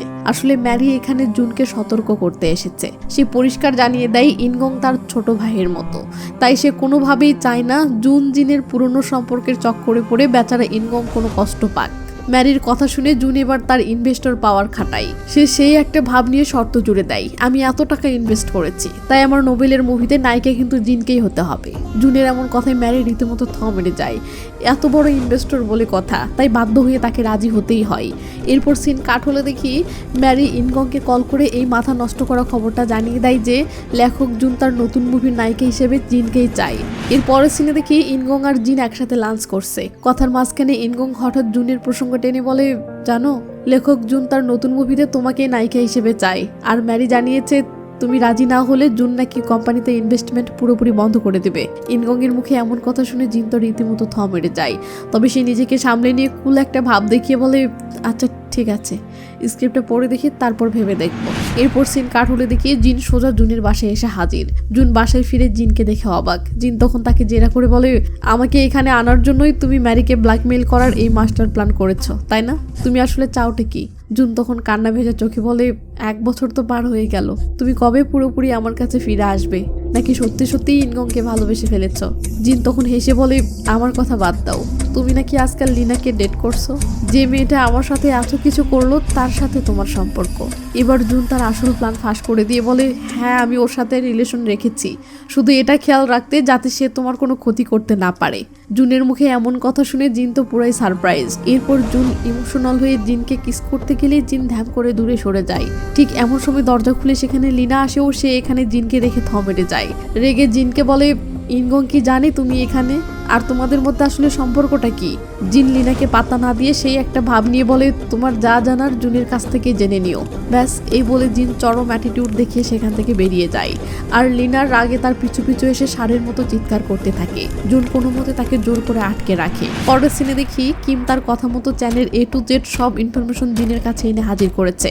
কিম জানাই জিনের বস নাকি রিসেন্টলি তার বাবার মেমোরিয়ালে গিয়ে অনেক কান্নাকাটি করেছে আর ক্ষমাও চেয়েছে। এসব শুনে জিন মুচকি হেসে বলে, বসকে তো দেখে আগের মতোই মনে হচ্ছে, লোকটা দেখে একদমই বদলায়নি। ওদিকে সিন কাট হয়ে লিনার কাছে আসলে দেখি সে তার কাজিন লিমের সাথে দেখা করে সিমির সেই অনলাইন স্ক্যান্ডাল পোস্টের আপডেট জানতে চায়। লিম হতাশ হয়ে জানায় যে পোস্টদাতা ভয়ে 1 ঘন্টা পরেই সেটা ডিলিট করে দিয়েছে, আর কথাগুলো সত্যি কিনা সেটাও এখনো কনফার্ম না। এটা শুনে লিনা তো রেগে মেগে আগুন। সে লিমকে ধমক দিয়ে বলে, তোমাদের দ্বারা আসলে কিচ্ছু হবে না, জিনের ব্যাপারে কখনোই কোনো সিক্রেট বের করতে পারলে না। লিম তখন নিজেকে সামনে নিয়ে আশ্বাস দিয়ে বলে, চিন্তা করো না, আমি খুব তাড়াতাড়ি জিনের ব্যাপারে স্পেশাল কিছু একটা বের করে ফেলবো। এরপর লিনা কাউকে একটা কল লাগিয়ে ইনগং এখন ঠিক কোথায় আছে সেই লোকেশনটা জেনে নেয়। পরের সিনে দেখি লিনা জুনকে সাথে নিয়ে গাড়িতে করে স্পেশাল কোথাও একটা যাচ্ছে। জুন অবাক হয়ে গন্তব্যের কথা জিজ্ঞেস করতেই লিনা একটা শয়তানি হাসি দিয়ে বলে, আরে একটু ওয়েট করো, একটু পরেই সব জানতে পারবে, আশা করি আজকের জায়গাটা তোমারও খুব ভালোই লাগবে। ওদিকে সিন কাট হলে দেখি ইনগং দেশে ফিরে জিনের জন্মদিন বিশাল করে সেলিব্রেট করছে। ইনগং ইমোশনাল হয়ে জিনের প্রতি তার ভালোবাসার কথা জানাই।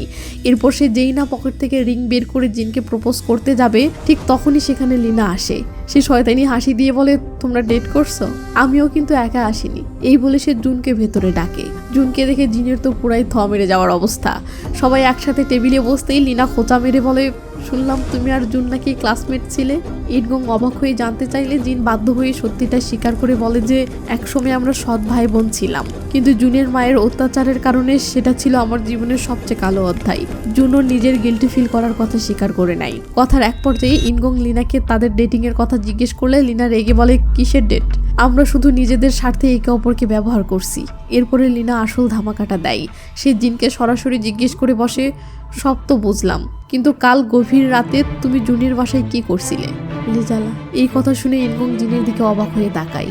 জিন নিজেকে সামলে ডাহা মিথ্যা বলে যে আমি শুধু মুভির অফার রিজেক্ট করতে সেখানে গিয়েছিলাম। কিন্তু লিনা তাচ্ছিল্য করে বলে, আমি নিজের চোখে কাল রাতে তোমাদের খুবই কাছাকাছি দেখেছি, এত সুন্দর করে মিথ্যা কিভাবে বলো? লিনার এই কথা শুনে ইনগং রেগে গিয়ে বলে, আজ জিনের জন্মদিন, এসব আজে বাজে কথা এখানে না তোলাই ভালো। এই বলে ইনগং রাগে সেখান থেকে সোজা চলে যায়। আর জিনও কোনো উপায় না পেয়ে তার পিছু পিছু কেটে পড়ে। ওদিকে তারা দুজন চলে যাওয়ার পর লিনা জুনকে বলে, আমি জানি তুমি সবসময় ওই জিনকে সাপোর্ট করবে। জুন ডাইরেক্ট বলে দেয়, আমি যতই সাহায্য করি না কেন ইনগং কখনোই জিনকে ছেড়ে তোমার কাছে ফিরে আসবে না। এটা শুনে লিন রাগে ফেটে পড়ে বলে, তোমার কি মনে হয় আমি শুধু ইনগংকে ফিরে পাওয়ার জন্য এসব করছি? আমি বুঝি না তোমাদের চোখে কিসের পর্দা, তোমরা কেউই জিনের আসল রূপটা দেখতে পাচ্ছ না কেন? সে তো নিজের স্বার্থে তোমাদের দুজনকেই খুব সুন্দরভাবে ব্যবহার করছে। এরপর সিন কাট হয়ে ইনগং এর নানির কাছে আসলে দেখি সে জিনের জন্মদিন উপলক্ষে সারপ্রাইজ দেওয়ার জন্য জিনের বাসায় এসেছে। প্ল্যান হলো নিজের হাতে রান্না করে জিনকে খাওয়াবে, কিন্তু রান্না করতে গিয়ে একটা প্লেট নামাতে গেলেই প্লেটটা হাত ফুসকে নিচে পড়ে ঢাম করে ভেঙে যায়, আর কাঁচ লেগে নানির হাতটাও কিছুটা কেটে যায়। তখন নানি ফার্স্ট এইড বক্স খোলার জন্য জিনের একটা ড্রয়ার খোলে, আর ড্রয়ার খুলতেই একই নানি সেখানে তার সেই পুরনো হারিয়ে যাওয়া ডায়েরিটা খুঁজে পায়। মনে আছে আপনাদের? এটা সেই ডায়েরি যেটার কথাগুলো কাজে লাগিয়েই জিন প্রথম নানির মন জয় করেছিল। অন্যদিকে ইনগং সিরিয়াস হয়ে জিনকে জিজ্ঞেস করে, তোমাদের কি আসলেই ভাই বোনের সম্পর্ক ছিল? জিন স্বাভাবিকভাবেই হ্যাঁ বললে ইনগং অবাক হয়ে জানতে চাই, আগে কেন বলনি? জিন মায়ামাখা কণ্ঠে বলে, তুমি তো অতীত নিয়ে কখনো জানতে চাওনি। তাছাড়া আমাদের বাবা মার ডিভোর্স হয়ে যাওয়াই এখন আর আমরা ভাই বোনও নেই। ব্যাস, জিনের কথার জাদুতে ইনগং খুব সহজেই ম্যানেজ হয়ে যায়। এইসব কথার মাঝেই ইনগং এর ভাইয়ের কল আসে। সে জানায় নানির সেই হারিয়ে যাওয়া ডায়েরিটা সে হঠাৎ করে খুঁজে পেয়েছে। এই কথা শুনে জিনের তো পুরো কিডনি হাতে চলে আসার অবস্থা। সে ভয়ে একদম ঠান্ডা হয়ে কোনো মতে নিজেকে সামলে জিজ্ঞেস করে, কোন ডায়েরি? ইনগং বলে, আরে আমার ওই পার্সোনাল ডায়েরিটা, যেখানে আমার সব পছন্দ অপছন্দ লেখা ছিল। কিন্তু ভাই জানালো নানি নাকি তোমার বাসা থেকে হঠাৎ ফিরে গিয়ে একদম চুপচাপ বসে আছে, কারোর সাথে কথা বলছে না, কিছু খাচ্ছেও না। আমার তো একটু পরেই ফ্লাইট, তুমি কি প্লিজ আমার বাসায় গিয়ে একটু দেখবে নানির কি হলো? জিন তো মনে মনে ঠিক এটাই চাচ্ছিল। সে সাথে সাথে রাজি হয়ে যায়। এরপর আর এক মুহূর্ত দেরি না করে জিন তড়িঘড়ি করে ছুটে যায় নানির সাথে দেখা করতে। ওদিকে সিন কাট হলে দেখি জিনের ইমার্জেন্সি কলে কিম বাইক নিয়ে হাজির। জিন তাড়াহুড়ো করে তার বাইকে উঠে সোজা ইনগং এর নানির বাসায় চলে আসে। কিমকে নিচে ওয়েট করতে বলে জিন ভেতরে যায়। ভেতরে ঢুকতেই সে দেখে নানি একদম চুপচাপ বসে আছে, আর ঠিক সামনেই রাখা সেই হারানো ডায়েরিটা। নানি জিনকে দেখেই গম্ভীর স্বরে বলে ওঠে, তুমি তাহলে এসেছো? এখানে সিন কাট হয়। একটু পরেই জুনও ট্যাক্সি করে টেনশন নিয়ে সেখানে পৌঁছায়। কিমের কাছে ভেতরের অবস্থা জানতে চাইতেই হঠাৎ উপর থেকে ধ্যান করে ভারী কিছু একটা নিচে পড়ার শব্দ। জুন দৌড়ে গিয়ে তাকাতেই দেখে জিন উপরের সিঁড়িতে একদম পাথরের মতো দাঁড়িয়ে আছে, আর নানি সিঁড়ি দিয়ে গড়িয়ে সোজা নিচে পড়ে গেছে। এই ভয়ঙ্কর দৃশ্য দেখে জুন তো রীতিমতো থ মেরে যায়। তার মনে একটাই সন্দেহ, জিনি কি ইচ্ছে করে নানিকে ধাক্কা দিয়ে ফেলে দিয়েছে? এরপর হসপিটালের সিনে দেখি নানির জীবন মৃত্যুর মাঝে লড়ছে। জুন এক দৃষ্টে জিনের দিকে তাকিয়ে ভাবছে, এই শয়তানটা আজ কার মৃত্যু চাইছে। আর একটু পরেই ডক্টর এসে ফাইনাল দুঃসংবাদটা দেয়, নানি আর নেই। এই খবর শুনে ইনগং আর তার ভাই হাউমাউ করে কেঁদে ভেঙে পড়ে। আর জিন, সে তখন ইনগং এর পাশে দাঁড়িয়ে একদম নিখুঁত ভালো মানুষের পাট নিয়ে তাকে সান্ত্বনা দিতে থাকে। এরপর নানির শেষকৃত্যে প্রচুর মানুষের ভিড়। সেই ভিড়ের মাঝেই জিন হঠাৎ খেয়াল করে সেখানে চ্যানও এসেছে। ওদিকে ম্যারিও ইনগং এর চরম দুঃসময়ে তাকে সাপোর্ট দিতে পাশেই ছিল। ঠিক এমন সময় সেখানে পুলিশের এন্ট্রি। পুলিশ সোজা জিনের কাছে এসে জেরা শুরু করে সেদিন রাতে নানির বাসায় আসলে ঠিক কি ঘটেছিল। জিন তখন নিজেকে বাঁচাতে শুরু করে তার সেই অস্কারজয়ী অভিনয়। খুব ইমোশনাল আর ইনোসেন্ট একটা ভাব নিয়ে সে পুলিশকে বোঝায় যে ইনগং নিজেই আমাকে রিকোয়েস্ট করেছিল নানির দেখাশোনা করতে, আর আমি তো শুধু তাকে সাহায্য করতেই সেখানে গিয়েছিলাম। জিনের মুখে এমন ডাহা মিথ্যা কথা শুনেই সিন সোজা ফ্ল্যাশব্যাকে চলে যায়, আর তখনই বেরিয়ে আসে সেদিন রাতের আসল কাহিনী। আমরা দেখি নানি জিনকে উদ্দেশ্য করে রাগে ক্ষোভে ফেটে পড়ে চিৎকার করে বলছেন, আমি তোমাকে নিজের আপন ভেবে কতটা ভালোবাসলাম, তোমার জন্য আমি ইনগংকেও বকেছি, আর তুমি আমাকে এমন ডাহা ধোঁকা দিলে। শুধু আমাকে না, আমার পুরো পরিবারকে ধোঁকা দিয়েছ। আমি নিজেকে কিভাবে ক্ষমা করব? আমি তো নিজের হাতেই আমার ইনগংকে তোমার মতো একটা কাল সাপের মুখে ঠেলে দিয়েছি। জিন আমার বর্তমানে ফিরলে দেখি জিন পুলিশের সামনে তার সেই লেভেলের অস্কারজয়ী অভিনয় চালিয়েই যাচ্ছে। সেই ইমোশনাল হয়ে মিথ্যা গল্প ফাঁদে যে নানি প্রতিদিন একটা বিড়ালকে বাহিরে খাবার দিত, সেদিনও কনকনে শীতে বাহিরে খাবার দিতে গিয়ে হঠাৎ মাথা ঘুরে নানির সোজা সিঁড়ি থেকে নিচে পড়ে যায়। জিনের এমন কান্না ভেজা নিখুঁত অভিনয় দেখে পুলিশও সিম্পাতি দেখিয়ে ফেলে। কিন্তু এরপর সিন সোজা ফ্ল্যাশব্যাকে যেতেই সেদিনের আসল ঘটনা ক্লিয়ার হয়ে যায়। আমরা দেখি জুন জিনের দিকে একদম পাথরের মতো তাকিয়ে আছে।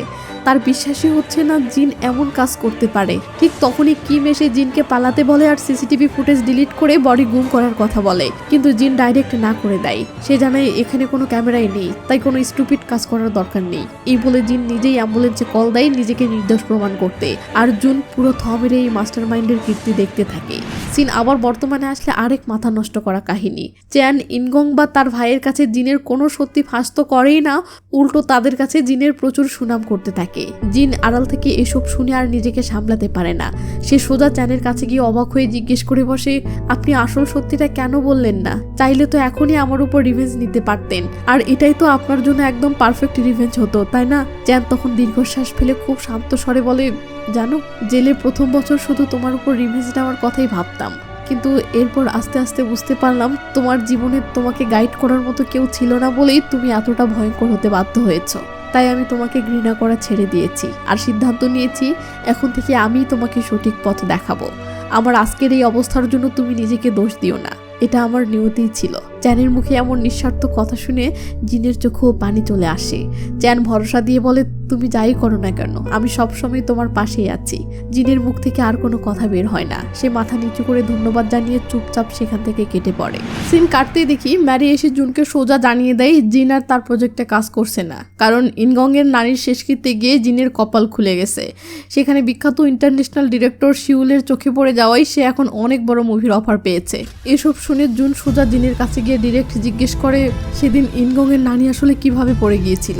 জিন তখন ইনোসেন্ট সাজার ভান করে বলে, তুমি কি ভাবছো কাজটা আমি করেছি? আমি কি এতটা নিচে নামতে পারি? জুন হতাশ হয়ে দীর্ঘশ্বাস ফেলে বলে, তোমাকে আমি কখনোই বুঝতে পারি না। জিন তখন ইমোশনাল মাইন্ড গেম খেলে। জানি অতীতে যে মেয়ে নিজের বাবাকে খুন করেছে তাকে বিশ্বাস করা তোমার জন্য কঠিন। জুন এসব কথা উড়িয়ে দিয়ে শুধু একটা কথাই জানতে চাই, কিন্তু জিন এবার সেই চেনা শয়তানি হাসি দিয়ে বলে, কি হবে যদি আমি কাজটা করে থাকি?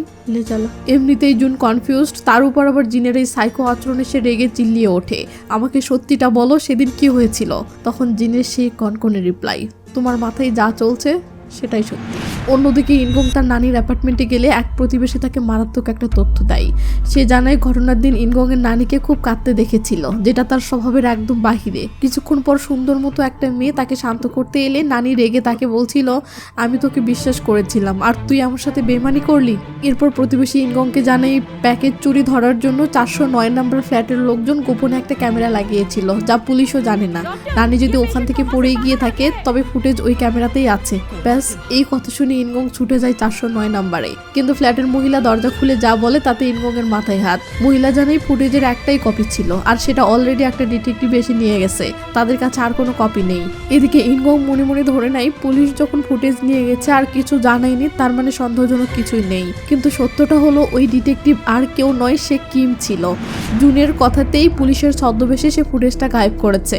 কিম জুনকে একটা ঘুষি মেরে রেগে মেগে ওয়ার্নিং দিয়ে বলে, পরের বার আমাকে দিয়ে এসব করাবে না, আমি জিনকে পুরোপুরি বিশ্বাস করি, সে এসব করতেই পারে না। কিম চলে যাওয়ার পর জুন সেই পেন ড্রাইভের দিকে পাথর হয়ে তাকিয়ে থাকে। ভেতরে ভেতরে সে এতটাই ভয় পাচ্ছিল যে ফুটেজটা প্লে করে দেখার সাহসটুকুও তার হচ্ছিল না। অন্যদিকে নানির শোকে ইনগং ভেতর থেকে একেবারে শেষ হয়ে যায়, নাওয়া খাওয়া ছেড়ে শুধু ড্রিঙ্ক করে পড়ে থাকে। আর এই ডিপ্রেশন আর ট্রমা থেকে সে তার স্বপ্নের সিনেমার কাজটাও চিরতরে ছেড়ে দেয়। অন্যদিকে মিডিয়াতে আরেক ধামাকা নিউজ, ইনগং নাকি জিনকে প্রপোজ করার জন্য নতুন একটা রিং কিনেছে। আর এই গসিপ শুনে ডিরেক্টর শিউলের মেজাজ তো চরম খারাপ। সে রেগে মেগে জিনকে কড়া ওয়ার্নিং দিয়ে বলে, মিডিয়াতে শুধু তোমার পার্সোনাল লাইফ নিয়ে আলোচনা হচ্ছে, আমার সিনেমা নিয়ে কারো কোনো মাথা ব্যথা নেই। এইভাবে চললে আমার নতুন প্রজেক্টে তোমাকে কাজ দেওয়া সম্ভব না। জিন মাথা নিচু করে সরি বলে কোনো মতো পরিস্থিতি সামাল দেয়। ডিরেক্টর যেতেই সেখানে ম্যারির এন্ট্রি। ম্যারি জিনকে বলে ইনগং নাকি বর্তমান কন্ট্রাক্ট শেষ হতেই সিনেমার কাজ থেকে চিরতরে সরে যাবে। এসব শুনে জিন তো পুরো আকাশ থেকে পড়ে, সে তো এসবের কিছুই জানে না। ম্যারি তখন সরাসরি জিজ্ঞেস করে, তুমি কি রিং এর ব্যাপারে জানতে? তুমি কি ইনগংকে বিয়ে করতে চাও? জিনের উত্তর শুনে আপনিও চমকে যাবেন। জিন কোনো ভনিতা না করেই ডাইরেক্ট বলে, একদমই না, আমি তো বরং ওর সাথে সম্পর্কটা চিরতরে শেষ করে দিতে যাচ্ছি। অন্যদিকে সিন কাট হয়ে ইনগং এর কাছে গেলে এক হৃদয় বিদারক দৃশ্য দেখা যায়। সে টেবিলের উপর রাখা একটা চিঠির দিকে এক দৃষ্টিতে তাকিয়ে আছে। চিঠিটা সে জিনের জন্মদিনে দেওয়ার জন্য লিখেছিল। তাতে লেখা, আজ বুঝতে পারলাম আমার জন্ম যেন কেবল তোমার জন্যই হয়েছে। আমি চাই বাকিটা জীবন আমরা এভাবেই একসাথে কাটাই। তুমি কি আমাকে বিয়ে করবে? কিন্তু সবচেয়ে বড় আফসোসের বিষয় হলো ইনগং শেষ পর্যন্ত এই চিঠিটা জিনকে আর দিতেই পারেনি। ইনগং যখন এসব নিয়ে ভাবছে ঠিক তখনই জিনের মেসেজ, বাসায় আছো? খুব জরুরি কথা আছে, আমি আসছি। মেসেজ দেখে ইনগং এর চোখ যায় চিঠির শেষ লাইনে, যেখানে লেখা, তুমি কি সবসময় আমার পাশে থাকবে?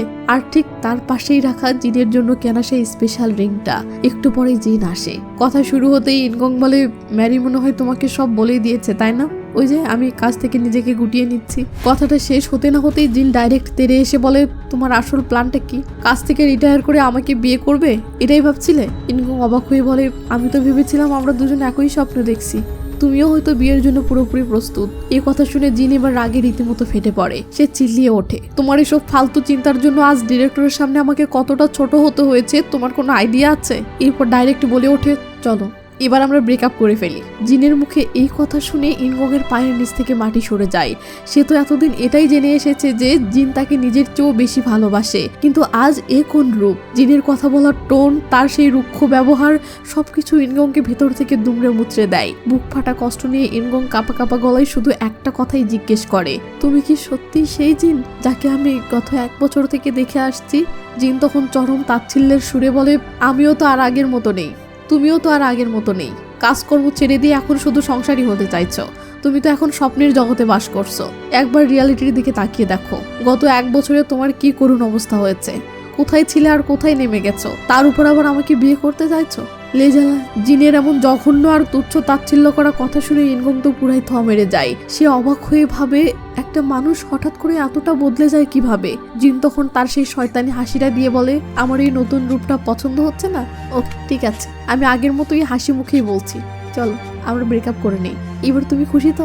ইনগং অসহায় হয়ে আকুতি করে, আজ আমাদের সম্পর্কের 1 বছর পূর্ণ হলো। তোমাকে নিয়ে আমি কত স্বপ্ন দেখেছি, প্লিজ আমাকে এভাবে ছেড়ে যেও না। জিন ডাইরেক্ট বলে দেয়, কেন বুঝবো? এটা তো আর 10 বছরের সম্পর্ক না, মাত্র 1 বছরের। এই 1 ইয়ার রিলেশনশিপ নিয়ে এত ভাবার কি আছে? এই কথা শুনে ইনগং পুরোই স্তব্ধ। জিন তাকে পাত্তা না দিয়ে চলে যেতে নিলে ইনগং মরিয়া হয়ে তার হাত ধরে রিকোয়েস্ট করে, প্লিজ এমনটা করো না, আমাকে এভাবে একা ফেলে যেও না। কিন্তু কে শোনে কার কথা? এবার জিন তার আসল ভয়ঙ্কর রূপটা বের করে। ইনগংয়ের চোখের দিকে সরাসরি তাকিয়ে সে এমন একটা মাথা নষ্ট করা টুইস্ট দিয়ে বসে যা শোনার জন্য কেউই প্রস্তুত ছিল না। সে বলে, 1 বছর আগে আমি তোমার ওই ডায়েরিটা চুরি করেছিলাম যাতে খুব সহজেই তোমার সাথে ডেট করতে পারি। আর হ্যাঁ, সেদিন তোমার নানি ওই ডায়েরিটা আমার বাসাতে পেয়েছিল। এই সত্যিটা জেনেই সে সেদিন একদম শকে চলে যায়। আর বাকিটা তো তুমি বুঝতেই পারছো আমি আসলে কি বলতে চাইছি। জিনের মুখ থেকে এমন ভয়ঙ্কর সত্যি শোনার পর ইনগংয়ের চোখে এমনিতেই পানি চলে আসে। একাকাশ হতাশা নিয়ে সে শুধু এটাই ভাবতে থাকে, একটা মানুষ এতটা বাজেভাবে কাউকে কিভাবে ঠকাতে পারে। এরপর ইনগং এক প্রকার অসহায় হয়ে জিনকে জিজ্ঞেস করে, তুমি আমার নানির সাথে আসলে কি করেছিলে, আমাকে বলো। জিন একদম ঠান্ডা মাথায় জবাব দেয়, আমি তার সাথে কিছুই করিনি, শুধু সত্যিটা বলেছিলাম। আর বিশ্বাস করো, জীবনে ওই প্রথমবার আমি কারোর সাথে একদম সত্যি কথা বলেছিলাম। এরপর জিন ডাইরেক্ট বলে দেয়, এখন আমাকে যেতে দাও, তা না হলে আমাকে দেখলেই তোমার নানির কথা মনে পড়বে আর তুমি শুধু কষ্টই পাবে। তুমি অনেক দুর্বল, এসব তুমি সহ্য করতে পারবে না, তাই ব্রেকআপটা মেনেই নাও, আমাদের গল্প এখানেই শেষ। জিনের মুখে এই কথা শুনে ইনগং হতবাক হয়ে শুধু তাকিয়ে থাকে। বেচারা আর নিজেকে সামলাতে না পেরে কান্নায় ভেঙে পড়ে। সত্যি বলতে ছেলেটা ভেতর থেকে একদম শেষ হয়ে গেছে। জিন কাঠ হয়ে এবার জিনের কাছে এলে দেখি সে বাসা থেকে বের হয়ে সোজা রিপোর্টার লিমকে কল করে বলে, আমাদের ডেটিং লাইফ শেষ, আজই ব্রেকআপের নিউজটা পাবলিক করে দিন। তো জিন যখন সেখান থেকে চলে যাচ্ছে ঠিক তখনই দেখা যায় কেউ একজন লুকিয়ে লুকিয়ে তাকে ফলো করছে। আর ব্যাপারটা কিমের নজরে পড়তেই সে সোজা লোকটার কাছে গিয়ে ধমক দিয়ে ওঠে, কে তুমি, বাহিরে বেরিয়ে আসো। তখনই হঠাৎ করে আরো 2-3টা গাড়ি এসে থামে আর ভিতর থেকে একদল লোক নেমে কিমকে বেধড় পেটাতে শুরু করে। এদিকে ম্যারি ইনগং এর বাসায় এসে জিনকে ভুলে যাওয়ার জন্য তাকে অনেক করে বুঝায় আর এসব ড্রিঙ্ক করা বন্ধ করতে বলে। ইনগং এক বুক কষ্ট নিয়ে বলে, সবারই তো ব্রেকআপ হয়, কিন্তু আমার কেন এত কষ্ট হচ্ছে? মনে হচ্ছে আমার হৃদয়টা ভেঙে একদম চুরমার হয়ে গেছে। তো ম্যারি সান্ত্বনা দিয়ে চলে যাওয়ার পর দেখা যায় ইনগং তার বাসার সব ড্রিঙ্কসের বোতল আর ঔষধ ডাস্টবিনে ফেলে দিচ্ছে। দেখে মনে হচ্ছে ছেলেটা হয়তো এবার ঘুরে দাঁড়াবে। রাতে ম্যারি ইনগং এর জন্য খাবার নিয়ে আসে। ডাকাডাকি করে কোনো সাড়া না পেলে শেষে বাথরুমের দরজাটা খুলতেই একই বাথটাবের ভিতর পড়ে আছে ইনগং এর নিথর দেহ। মানে আমাদের বেচারা ইনগং আর এই পৃথিবীতে নেই। এই ভয়াবহ দৃশ্য দেখে ম্যারি হাউমাউ করে কেঁদে ওঠে। অন্যদিকে সিন কাট হয়ে হাসপাতালে গেলে দেখি জুন কিমকে দেখতে এসেছে। লোকগুলোর মার খেয়ে কিমের অবস্থা এতটাই খারাপ যে তাকে হাসপাতালেই ভর্তি হতে হয়েছে। জুন অস্থির হয়ে জিজ্ঞেস করে, কারা করেছে এসব? কিম তো তাদের চেনে না, তবে একজনের হাতে সেই স্পষ্ট একটা ট্যাটু দেখেছিল। তারা যখন এসব নিয়ে কথা বলছে ঠিক তখনই পাশের বেডের রোগীদের কানাঘোষাই এক ভয়ঙ্কর খবর কানে আসে, ইনগং নাকি আর বেঁচে নেই। নানির মৃত্যু, জিনের সাথে ব্রেকআপ আর ক্যারিয়ারের হতাশা, বেচারা ইনগং হয়তো একসাথে এত কষ্ট আর সহ্য করতে পারেনি, তাই নিজেই নিজেকে শেষ করে দিয়েছে। রোগীদের মুখে এই ভয়াবহ খবর শুনে জুন পুরোই থ মেরে যায়। সে এক মুহূর্ত দেরি না করে ছুটে যায় জিনের বাসায়, কিন্তু সেখানে গিয়ে সে যা দেখে তাতে আপনারও চোখ কপালে উঠবে। জুন দেখে জিন একদম রিল্যাক্স মোডে জিনের এক্সারসাইজ নিয়ে ব্যস্ত, যেন দুনিয়াতে কিছুই হয়নি। জুন রেগে মেগে ডাইরেক্ট জিনকে বলে, তুমি না বলেছিলে সব নর্মালি হ্যান্ডেল করবে, তোমার স্বার্থ হাসিলের পথে কেউ কষ্ট পাবে না, তাহলে এসব কি হলো? কিন্তু জিনের কোনো হেলদোলই নেই। সে একদম ঠান্ডা গলায় বলে, খামোখা আমার উপর চিল্লাচ্ছ কেন? সে মানসিকভাবে দুর্বল ছিল বলে ব্রেকআপের কষ্ট সামলাতে পারেননি, এতে আমার কি দোষ? এ কথা শুনে জুনের মেজাজ তো চরমে। সে জিনের হাত চেপে ধরে চিল্লিয়ে ওঠে, ছেলেটা মরে গেছে, তোমার কি একটুও কষ্ট হচ্ছে না? একটা আস্ত পরিবার ধ্বংস হয়ে গেল, আর তুমি নির্লজ্জের মতো বলছো তোমার কোনো দোষ নেই। জিন তখন এক রক্তিও অনুশোচনা না দেখিয়ে উল্টো বলে, তুমি তো এমন ভাবে বলছো যেন আমি গিয়ে গলা টিপে তাকে মেরেছি। আমি কি খুন করেছি? তুমি কি চাও আমি গিল্টি ফিল করি? আমার থেকে অন্তত এসব আশা করো না। জিনের এই ভয়ঙ্কর সাইকোপ্যাথ রূপ আর কথা শুনে জুন এক বুক হতাশা নিয়ে শুধু এটুকু বলে, সব সময় কেন তোমাকে মানুষের ক্ষতিই করতে হবে? আমি তো ভেবেছিলাম তোমার ভিতরে এখনো একটুখানি হলেও মানবতা বেঁচে আছে। এবার জিন তার সেই চেনা শয়তানি হাসি দিয়ে ছুঁড়ে মারে এক মাথা নষ্ট করা টুইস্ট। সে জুনকে বলে, আমি মানুষ হব কিভাবে? কখনো ভেবে দেখেছো যেদিন তোমার চোখের সামনে আমি পানিতে ডুবে যাচ্ছিলাম তুমি কি আমাকে বাঁচিয়েছিলে? না, উল্টো দাঁড়িয়ে দাঁড়িয়ে তামাশা দেখছিলে। তোমরা সবাই মিলেই আমাকে এমন দানব বানিয়েছ, তুমি আর তোমার মা। একটু পর পরিস্থিতি শান্ত হলে জুন ইমোশনাল হয়ে জিনকে জড়িয়ে ধরে। ভারী গলায় সে বলে, আমি আসলে তোমাকে ব্লেম করতে চাই না। যদি যেতেই চাও তাহলে এখনই আমার থেকে দূরে কোথাও পালিয়ে যাও, ঠিক আগের মতো। আমি তাও তোমাকে দোষ দেব না। জানো কেন? কারণ তুমি আমার জীবনের প্রথম মানুষ যাকে আমি সবসময় নিজের করে পাশে রাখতে চেয়েছিলাম। অন্যদিকে সিন কাট হয়ে ইনগং এর মেমোরিয়ালে গেলে একটা হৃদয় বিদারক দৃশ্য চোখে পড়ে। সেখানে সবাই উপস্থিত, আর ম্যাডি তো ইনগং এর জন্য হাউমাউ করে কাঁদছে। সে সত্যিই ছেলেটাকে নিজের ছোট ভাইয়ের মতো স্নেহ করত। কিন্তু পরের দিন সকাল হতেই শুরু হয় আরেক মেগা ধামাকা। ইনগং এর ফ্যানরা তো জিনের উপর আগে থেকে রেগে আগুন ছিল। এবার সাধারণ মানুষও রাস্তায় নেমে জিনের বিরুদ্ধে জোরালো আন্দোলন শুরু করে দেয়। সবার একটাই কড়া দাবি, জিনকে এক্ষুনি লংস্টার কোম্পানি থেকে ঘাড় ধাক্কা দিয়ে বের করতে হবে। জিন যখন বাড়ি ঢুকতে যাবে ঠিক তখনই ক্ষিপ্ত ফ্যানরা তার উপর পচা ডিম আর টমেটো ছুটতে শুরু করে। এই আতর্কিত হামলায় জিন তো পড়েই যাচ্ছিল, ঠিক তখনই সেখানে সিমির এন্ট্রি হয়। সিমি কোনো মতে তাকে এই পাগল ফ্যানদের হাত থেকে বাঁচিয়ে জিনের বাসায় নিয়ে আসে। ডিমের কারণে সিমির কাপড় নষ্ট হয়ে যাওয়ায় সে ওয়াশরুম থেকে ফ্রেশ হয়ে বের হয়। এরপর জিনের বিশাল বাড়ি ঘুরে দেখে টোন কেটে বলে, ওয়াও জিন, বাড়িটা তো অনেক বড়, দেখছি ভালোই টাকা কামিয়েছো। এই ফালতু কথাই জিনের মেজাজ চরম লেভেলে খারাপ হয়। সে ডাইরেক্ট বলে, অনেক হয়েছে, এবার আমার বাড়ি থেকে বের হও। সিমি তখন সেই শয়তানি হাসি দিয়ে বলে, ঠিক আছে যাচ্ছি, তবে তোমার এই ব্যাগটা আমার ভীষণ ভালো লেগেছে, তাই এটা আমি নিয়ে গেলাম। এদিকে সিন কাট হয়ে ম্যারির কাছে এলে দেখি সে এখন প্রতিশোধের আগুনে জ্বলছে। ইনগমের সাথে হওয়া এই জঘন্য কাজের জন্য সে যেভাবেই হোক জিনকে কড়া শাস্তি দিতে চায়। তাই সে সোজা রিপোর্টার লিমের সাথে দেখা করে এক ধামাকা অফার দেয়। ম্যারি ডাইরেক্ট বলে, আমি জানি তুমি জিনের লোক, কিন্তু এখন থেকে তুমি আমার হয়ে কাজ করবে। আর এ নাও তোমার বহু কাঙ্ক্ষিত জিনিস, জিনের বাবার মার্ডার কেসের ডিটেলস ফাইল। লিম অবাক হয়ে ফাইলটা হাতে নিয়ে জিজ্ঞেস করে, এখানে কি সব কাগজ আছে? ম্যারি তখন ফুল কনফিডেন্সের সাথে বলে, না, তুমি যদি আমার সাথে ডিল ফাইনাল করো তাহলে এমন আরো অনেক সিক্রেট ফাইল আমি তোমাকে এনে দেবো। এদিকে জুন পেন ড্রাইভটা হাতে নিয়ে পুরো থ মেরে আছে। ড্রাইভটা সে চেক করবে কি করবে না এই তীব্র দোটানায় সে যখন ভুগছে ঠিক তখনই সিন চলে যায় ফ্ল্যাশব্যাকে আমরা দেখি ইনগের নানি রাগে ফেটে পড়ে জিনকে জেরা করছে, কেন এমন করলে আমার সাথে। জিন তখন কাঁদতে কাঁদতে সব স্বীকার করে নেয়। জিন বলে, শুরুতে আমার উদ্দেশ্য অন্যরকম থাকলেও এখন আমি সত্যিই তোমাকে আর ইনগংকে ভালোবেসে ফেলেছি। জিন বলে, আমি ইনগংকে সব সত্যি জানিয়ে ইনগংয়ের জীবন থেকে চিরতরে দূরে চলে যাব। কিন্তু জিনের এই অসহায় অবস্থা দেখে নানির মন গলে যায়। তিনি জিনের চোখের পানি মুছে দিয়ে তাকে পরম মমতায় বুকে জড়িয়ে ধরেন। নিজের বাচ্চার মতোই জিনের সব ভুল ক্ষমা করে দিয়ে তিনি বলেন, ভুল স্বীকার করেছ, এটাই অনেক বড় কথা, কিন্তু এই সত্যিটা এখন থেকে শুধু তোমার আর আমার মাঝেই থাকবে। ইনগং যেন এসব না জানতে পারে। সিন ফিরে আসে বর্তমানে। জুন আর দেরি না করে দুম করে পেন ড্রাইভটা ল্যাপটপে ঢুকিয়ে দেয়। স্ক্রিনে সিসিটিভি ফুটেজ প্লে হতেই আসল সত্যিটা চোখের সামনে ভেসে ওঠে। দেখা যায় নানি বিড়ালকে খাবার দিচ্ছিলেন। জিন দরজার সামনে আসতে হঠাৎ নানির মাথা ঘুরে যায়। ব্যালেন্স হারিয়ে তিনি ফ্লোরে পড়ে যাওয়ার ঠিক আগ মুহূর্তে জিন তড়িঘড়ি করে তাকে ধরার আপ্রাণ চেষ্টা করে, কিন্তু শেষ রক্ষার হয় না। ফুটেজটা দেখে জুনের সব ভুল ভেঙে যায়। সে বুঝতে পারে জিন সেদিন নানিকে ধাক্কা দেয়নি, বরং বাঁচানোরই চেষ্টা করেছিল। এরপরে সিনে এন্ট্রি নেয় কিমের খুনি সেই গ্যাংস্টার। তবে আসল টুইট তো অন্য জায়গায়। জানা যায় এই গ্যাংস্টারের পেছনে কলকাঠি নার্সে নতুন এক রহস্যময় বস। কে এই লোক? মশাই, সে হলো অডিল সম্পত্তির মালিক, হাইডা কোম্পানির সিও। মনে আছে ইনগং আর জিন যে ম্যাগাজিনের ফটোশুট করেছিল, ওটা এদেরই কোম্পানি। ম্যাগাজিনে জিনের ছবির দিকে তার অদ্ভুত চাহনি দেখে বোঝা যায় এই লোকটা জিনের প্রতি দুর্বল আরেকটা আস্ত সাইকো।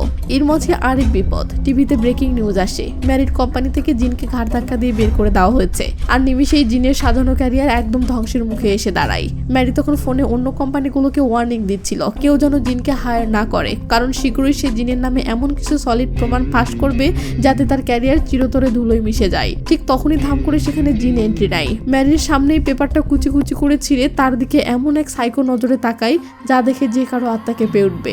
ভয় পেয়ে ম্যারি বলে ওঠে, এভাবে তাকাচ্ছ কেন? ইনগং এর মতো আমাকেও মেরে ফেলতে চাও নাকি? তোমার জন্যই আজ ইনগং মারা গেছে। জবাবে জিন তাচ্ছিল্যের হাসি হেসে বলে, আমি যখন ইনগং এর সাথে ডেট শুরু করি আমার আসল মতলব আপনি প্রথম দিনই বুঝেছিলেন, কিন্তু তখন তো টাকার লোভে অন্ধ সেজেছিলেন। আমাদের রিলেশন বেঁচে আপনিও তো লাখ লাখ টাকা কামিয়েছেন, তাই না? তাহলে এখন হঠাৎ করে এত দরদ উতলে উঠলো কেন? ম্যারিও এবার স্বীকার করে যে ইনগং এর সাথে যা হয়েছে তার জন্য সে নিজেও দায়ী, আর তাই নিজের পাপের প্রায়শ্চিত্ত করতে সে জিনের ক্যারিয়ার পুরোপুরি ধ্বংস করে দেওয়ার সিদ্ধান্ত নেয়। ম্যারি গটগট করে যেতে নিলে জিন খপ করে তার হাত ধরে ফেলে। এরপর ম্যারির হাত দিয়ে নিজেকে পাগলের মতো মারতে মারতে বলে, যতই ইচ্ছা মারেন, কিন্তু প্লিজ আমার ক্যারিয়ারটা শেষ করবেন না। জবাবে ম্যারি সোজা সাপটা বলে দেয়, এতই যদি প্রায়শ্চিত্ত করার ইচ্ছা থাকে তাহলে এক্ষুনি এই ছাদ থেকে লাফ দাও। এই কথা শুনে জিন তো সাইকোর মতো হাসতে হাসতে ম্যারির দিকে চরম একটা সত্য ছুড়ে দেয়। সে বলে, ইনগং এর মৃত্যুর জন্য আমার চেয়ে বড় কালপ্রিত তো আপনি। গত 10 বছর ধরে তার সাথে আছেন, অথচ টাকার লোভে তার ডিপ্রেশনটা চোখে পড়লো না। নিজের স্বার্থে কাজের প্রেশার দিয়ে তাকে তো আপনিই শেষ করেছেন, আর এখন সব দোষ আমার ঘাড়ে চাপাচ্ছেন। এই কড়া সত্যটা বলে জিন সেখান থেকে চলে যায়। জিনের কথাগুলো ম্যারির কলিজায় গিয়ে এমন ভাবে বিঁধে যে সে ওখানেই ফ্লোরে বসে হাউমাউ করে কাঁদতে থাকে। ম্যারির সাথে কথা কাটাকাটির পর জিন রাগে ক্ষোভে রাস্তায় একদম বেপরোয়াভাবে গাড়ি চালাতে থাকে। জিনের মনে হচ্ছে তার সব বুঝি এখানেই শেষ, কারণ ম্যারির মতো পাওয়ারফুল মহিলার সাথে পাল্লা দেওয়ার মতো কোনো ক্ষমতাই তার নেই। পরের দিন সিন কাট হয়ে জুন আর ম্যারিকে দেখি। জুন সোজা থ্রেট দেয়, জিনকে কোম্পানি থেকে বের করে দিলে আমি আমার সব ফান্ডিং উঠিয়ে নিব। কিন্তু ম্যারি তো ডোন্ট কেয়ার। উল্টো সে জুনকে ওয়ার্নিং দিয়ে বলে, তোমার যা ইচ্ছা করো, কিন্তু নিজের ভালোর জন্যই জিনের পিছু ছাড়ো। ও কারো সাহায্য ডিজার্ভ করে না। ওর আশেপাশে যে থাকবে তাকেই ও একদিন ধ্বংস করে ছাড়বে। এই বলে ম্যারি সেখান থেকে চলে যায়। অন্যদিকে সিন কাট হয়ে আসে জুনের অসুস্থ মায়ের দিকে। সে জুনের দাদার সাথে দেখা করতে আসে, কিন্তু ওই যে জুনের করা নির্দেশ, তাই সেক্রেটারি তাকে ঘাড় ধাক্কা দিয়ে বের করে দেয়। নিরুপায় হয়ে মা এবার ছেলে জুনকে কল দেয়, কিন্তু জুন তো কল ধরে না। উপায় না পেয়ে এবার সে বাধ্য হয়ে জিনকে কল দেয়। ঠিক সেই মুহূর্তেই জিনের সাথে দেখা করতে জুনও আসে। কল রিসিভ করতেই জুনের মা জিনকে জিজ্ঞেস করে, আমি যে তোমার কাছে ক্ষমা চেয়েছি সেটা কি এখনো জুনকে বলনি? জিন তো অবাক। সে সাফ জানিয়ে দেয়, আমি কেন বলতে যাব, আপনার ছেলেকে আপনি নিজেই বলুন। মা তখন অসহায় হয়ে বলে, আরে ছেলে ফোন ধরলে তো আমি নিজেই বলতাম। এরপর মা তার আসল সমস্যার কথা বলা শুরু করে, আর ঠিক তখনই জিন জুনের দিকে তাকিয়ে ফোনটা দুম করে স্পিকারে দিয়ে দেয়। স্পিকারে মা বলতেই থাকে, আমার 2টো কিডনি পুরোপুরি নষ্ট, শীঘ্রই ট্রান্সপ্লান্ট করতে হবে, আর জুন ছাড়া কেউ আমাকে কিডনি দিতে পারবে না। এদিকে আমি ঋণে জর্জরিত, সার্জারি টাকা দেওয়ারও ক্ষমতা নেই। প্লিজ তুমি জুনকে একটু বুঝিয়ে বলো। এসব শুনে জিন তাচ্ছিল্যের হাসি হেসে মোক্ষম কথাটা বলে দেয়। সে বলে, ও আচ্ছা, তার মানে সেদিন আমার কাছে এসে আপনার ওই ক্ষমা চাওয়াটা জাস্ট একটা নাটক ছিল। ছেলের কাছ থেকে কিডনি হাতানোর জন্যই এই ইমোশনাল গেম খেলেছেন। এরপর শয়তানি হাসি দিয়ে জিন আসল বোমাটা ফাটায়। সে বলে, শোনেন, আমার আর কষ্ট করে জুনকে এসব বলতে হবে না। আপনি একদম পারফেক্ট টাইমে কল করেছেন। জুন আমার সামনে দাঁড়িয়ে আছে, আর এতক্ষণ স্পিকারে আপনার সব কথাই সে নিজের কানে শুনেছে। জিন এবার জুনকে তাচ্ছিল্যের সুরে বলে, দেখলে তো তোমার মায়ের আসল রূপ, স্রেফ কিডনি হাতানোর জন্যই এই ইমোশনাল ব্ল্যাকমেইল। জিন কড়া ওয়ার্নিং দিয়ে বলে, তুমি ভুলেও তাকে কিডনি দিবে না। কিন্তু জুন কোনো কথা না বলেই শুধু থ মেরে দাঁড়িয়ে থাকে। এরপর তারা কথা বলতে বলতে বাসার দিকে এগোতে থাকে। চরম টেনশন নিয়ে জুন বলে, আমি ম্যারির সাথে কথা বলেছি, সে এবার তোমাকে কোনোভাবেই ছাড়বে না। সে তোমার ক্যারিয়ার এমনভাবে ধ্বংস করবে যাতে তুমি আর কখনোই কামব্যাক করতে না পারো। জিন ডোন্ট কেয়ার ভাব নিয়ে বলে, আরে এসব তো আমি আগেই জানি। আর ঠিক এমন সময়ই ধাম করে সেখানে এন্ট্রি নেয় কিম। জুন তার টেনশন কন্টিনিউ করে বলতে থাকে, ম্যারির ভয়ে এখন কোনো এজেন্সি তোমাকে কাজ দিতে চাচ্ছে না। জিনও বিরক্ত হয়ে বলে, আমার লাইফে কবে কোন কাজটা সহজ ছিল বলো? জুন তখন ইমোশনাল হয়ে তার আসল ভয়ের কথাটা বলে দেয়। এটাই তো আমার সবচেয়ে বড় ভয়, কারণ যখনই তুমি এমন বিপদে পড়ো রাগের মাথায় কোনো না কোনো ভয়ঙ্কর কাজ ঘটিয়ে ফেলো। এই কথা শুনে জিন রেগে আগুন। জিন বলে, তো তুমি এখন কি চাও? আমি কি হাত গুটিয়ে বসে বসে নিজের ধ্বংস দেখবো? এই নিয়ে তাদের দুজনের মধ্যে শুরু হয়ে যায় মারাত্মক লেভেলের এক তর্ক। পরিস্থিতি হাতের বাহিরে যাচ্ছে দেখে কিম এসে দুজনকে শান্ত করে। সে জিনকে অফার দেয়, তুমি বলো তো ম্যারি আর ওই রিপোর্টারের কাছ থেকে তোমার বাবার ফাইলগুলো ছিনিয়ে আনি, তাহলেই তো সব লেটা চোখে যায়। কিন্তু জিন দীর্ঘশ্বাস ফেলে বলে, এখন আর এসব করে লাভ নেই। আমাদের দুজনের মধ্যে একজনকে তো এবার ধ্বংস হতেই হবে। সিন কাট হয়ে পরের দিন আসতেই বড়সড় এক ধামাকা। ম্যারির কোম্পানিতে হঠাৎ পুলিশের রেড। সেক্রেটারি ভয়ে কাঁপতে কাঁপতে ম্যারিকে খবর দিতে না দিতেই ধরাম করে ম্যারির রুমে পুলিশের এন্ট্রি। তারা এমনি আসেনি, একদম সলিড অ্যারেস্ট আর সার্চ ওয়ারেন্ট নিয়েই হাজির। ব্যাস ম্যারির সব পাওয়ার মুহূর্তেই শেষ। টিভিতে তখন ব্রেকিং নিউজ, ম্যারি অ্যারেস্ট, কারণ এই ডাইনি মহিলা কোম্পানির ফান্ড থেকে বিলিয়ন বিলিয়ন আত্মসাৎ করেছে। আর পুলিশ তল্লাশি করে বের করেছে আরো এক ভয়ঙ্কর সত্য, ম্যারি নাকি তার আন্ডারে থাকা আর্টিস্টদের গোপন তথ্য দিয়ে ব্ল্যাকমেইল করে দিনের পর দিন তাদের অপব্যবহার করত। এই চাঞ্চল্যকর খবর পেয়ে শত শত রিপোর্টার লিনাকে ঘিরে ধরে, কিন্তু লিনা তো পুরো সে এসব নিয়ে মিডিয়াকে কিছু বলে না, অবাক হয়ে একদম চুপচাপ দাঁড়িয়ে থাকে। ঘুষ খাওয়াই লিমকে ঘাড় ধাক্কা দিয়ে চাকরি থেকে বের করে দেওয়া হয়। জিন টিভিতে বসে বসে এসব দেখছিল। ম্যারির এই পতন দেখে সে স্বস্তির নিঃশ্বাস ফেরা ঠিকই, কিন্তু মশাই তার মাথায় তখন একটাই প্রশ্ন ঘুরপাক খাচ্ছিল, ম্যারির সাথে এত বড় গেমটা খেললো কে, আর কেনই বা খেললো? সিন কাট হয়ে অন্যদিকে আসতে দেখি জুন অবশেষে তার মাকে কিডনি দেওয়ার জন্য হসপিটালে চলে এসেছে। সার্জারির ঠিক আগ মুহূর্তে সে জিনকে কল দিয়ে খবরটা জানায়। জিন তো টেনশনে অস্থির, সে অসহায় হয়ে বলে সার্জারিটা না করালে কি হতো, প্লিজ নিজেকে সুস্থ রেখো। জুন সান্ত্বনা দিয়ে বলে, আরে আমাকে নিয়ে এত টেনশন করো না, ম্যারির অ্যারেস্টের খবর শুনে আমি এখন অনেকটাই নিশ্চিন্ত। তোমার হসপিটালে আসার কোনো দরকার নেই, শুধু কিছুদিন আমার জন্য ওয়েট করো, আমি ঠিকই ফিরে আসবো, তারপর দেখবে সব আগের মতো ঠিক হয়ে যাবে। সবশেষে জিনকে নিজের খেয়াল রাখতে বলে জুন সার্জারির জন্য চলে যায়। জিন কাট হয়ে পরের দিন আসতেই জিনের জন্য এক বিশাল সারপ্রাইজ, অনেক বড় এক কোম্পানি থেকে তার কাছে জব অফার আসে। জিন তো রীতিমতো অবাক, সে জিজ্ঞেস করে, বর্তমানে আমার পাবলিক ইমেজ একদমই জিরো, তবুও আপনারা আমাকে কেন হায়ার করতে চাচ্ছেন? কোম্পানির লোক সাফ জানিয়ে দেয় তারা ইমেজ নয় ফিউচার দেখে। পাবলিকের কি, কয়দিন বাদেই সব গুজব এমনিতেই ভুলে যাবে। তাই জিনের মতো ট্যালেন্টকে তারা কোনোভাবেই হাতছাড়া করতে চায় না। ক্যারিয়ারের একদম খাদের কিনারায় দাঁড়িয়ে এমন একটা জবরদস্ত অফার পেয়ে জিন তো খুশিতে একদম আত্মহারা। অন্যদিকে সিন কাট হয়ে আমরা দেখি কিম সুপার শপ থেকে বের হতেই একটা গাড়ি তার পিছু নেয়। কিমও চালাক, সে ব্যাপারটা টের পেয়ে তাড়াহুড়ো করে একটা গাড়িতে ঢুকে পড়ে। কে তাকে এভাবে ফলো করছে আর কেনই বা করছে? চরম টেনশন নিয়ে কিম সোজা তার অফিসে চলে যায়। সেখানে ঢুকেই সে তার মালিককে জিজ্ঞেস করে, সেদিন যে গাড়ির নাম্বারগুলো দিয়েছিলাম সেগুলোর কোনো খোঁজ পেলেন? মালিক বলে, ওইগুলো সব নাম্বারই ফেক, কোথাও কোনো রেজিস্ট্রেশন নেই। এই কথা শুনে কিম বুঝতে পারে এই লোকগুলো কোনো পাতি গুন্ডা না, এরা একদম প্রো লেভেলের মাস্তান। এরপর আমরা দেখতে পাই কিমের অফিসের টেবিলের নিচেও একটা গোপন ট্র্যাকার লাগানো আছে, আর কিমের সব কথা লাইভ শুনছে সেই রহস্যময় সাইকো লোকটা, যার নাম হিওক। সোজা কথাই জিনের চারপাশে নিখুঁত একটা জাল বিছিয়ে রেখেছে সে। জিনের কাছের সব মানুষের উপরই তার কড়া নজর। বসে বসে ট্র্যাকার দিয়ে হিওক শুনতে পাই কিম জিনকে কল দিয়ে দেখা করতে চাচ্ছে, তবে জিন জানে তার একটা মিটিং আছে, সেটা শেষ করেই সে দেখা করতে আসবে। এরপর সিন কাট হয়ে হিওকের দিকে আসলে তাকে আমরা একটা ম্যাগাজিনের কভার দেখতে পাই। মশাই, সে দেশের লোক না, বিশাল বড় এক বিজনেস আইকন, আর আজকেও পুরো বস লেভেলের ভাব নিয়ে সে একটা বিজনেস লেকচার হলে অ্যাটেন্ড করতে যাচ্ছে। সিন কাট হলে দেখি কিম আর জিন একসাথে গাড়িতে। কিম ভাবছে এটাই সুযোগ হিওকের আসল সত্যিটা জিনকে বলে দেওয়ার, কিন্তু শেষমেশ সে আর কিছুই বলতে পারে না, শুধু জিনকে সাবধান করে দেয়, আমার তাও ওই বাটন ফোনটা সবসময় সাথে রেখো, বলা তো যায় না কখন কি বিপদ আসে। জিন কিমকে বলে, এক বিশাল কোম্পানি আমাকে হায়ার করতে চাই, আমি ওখানেই যাচ্ছি। শুনে কিম ভাবে যাক, জিনের লাইফটা অন্তত ট্র্যাকে ফিরছে। পরের সিনে জিন সেই কোম্পানির মিটিং এ। বাপরে বাপ, এই কোম্পানি তো ম্যারির কোম্পানির চেয়েও অনেক বড়, একদম ইন্টারন্যাশনাল লেভেলের। এমন অফার পেয়ে জিন তো মহা খুশি, কিন্তু আসল টুইস্ট আসে মিটিং এর শেষে। ম্যানেজার যখন জিজ্ঞেস করে, আচ্ছা মিস্টার হিওক আপনার কি হন? জিন তো পুরাই অবাক, হিওক সে আবার কে? ম্যানেজার শক, সে জানাই হেদারি কোম্পানির সিও মিস্টার জিনি তোমাকে হায়ার করতে বলেছেন, এমনকি তোমার হারানো সম্মান ফিরে পাওয়ার পিছনে তারই হাত রয়েছে। এসব শুনে জিনের মাথায় যেন বাস পড়ে, সে মুহূর্তে সমীকরণ মিলিয়ে ফেলে। ম্যারির আজকের এই সর্বনাশের পেছনেও এই রহস্যময় হিউকই দায়ী। ব্যাস, জিনার এক মুহূর্ত দেরি না করে সোজা ছুটে যায় হিউকের কাছে। হিউক তখন লেকচার হলে সবার প্রশংসায় ভাসছে। জিন সোজা সেখানে গিয়ে উপর থেকে এক দৃষ্টিতে হিউকের দিকে তাকিয়ে থাকে। দুজনের চোখাচোখি হয়। লেকচার শেষে হল ফাঁকা হতেই জিন সোজা হিউকের মুখোমুখি হয়। হিউক একটা রহস্যময় হাসি দিয়ে বলে, প্রথম দেখা হলেও আমরা কিন্তু একে অপরের অচেনা নই, আমি আপনার জন্য ওয়েট করছিলাম। জিন সরাসরি বলে, কেন সাহায্য করছেন আমাকে? হিউক তখন কোম্পানির চ্যারিটি আর সুবিধা বঞ্চিত মানুষের পাশে দাঁড়ানোর একটা কর্পোরেট লেকচার দেয়। সে বোঝাতে চায় জিনের লাইফের স্ট্রাগল দেখেই নাকি তার দয়া হয়েছে। জিনের এসব ফালতু কথা মোটেও বিশ্বাস হচ্ছে না। সে সোজা সাপটা জিজ্ঞেস করে, আমাকে বাঁচাতে গিয়ে ম্যারিকে পুরোপুরি ধ্বংস করে দিলেন, এটা কেমন সাহায্য? আপনি আসলে আমার কাছে কি চান? হিউক আসল কথার উত্তর না দিয়ে এড়িয়ে যায়, শুধু একটা শয়তানি হাসি দিয়ে বলে, সামনে আপনার জন্য আরো বড় সারপ্রাইজ ওয়েট করছে, আজ আসি। সিন কাট করে সিন চলে আসে পরের দিনে।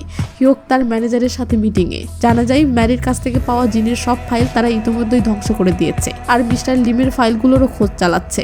এরপরই আসে সবচেয়ে বড় থ্রিলিং টুইস্ট। হিউক তার ফোনে জুন আর কিমের ছবি বের করে। জুনের মাত্রই সার্জারি হয়েছে, তাই তাকে আপাতত ঘাটাতে নিষেধ করে, কিন্তু কিমের ছবিটা দেখিয়ে একদম ঠান্ডা মাথায় সাথে হিওক ম্যানেজারকে যে নির্দেশ দেয় তা শুনলে আপনার গায়ে কাঁটা দিয়ে উঠবে।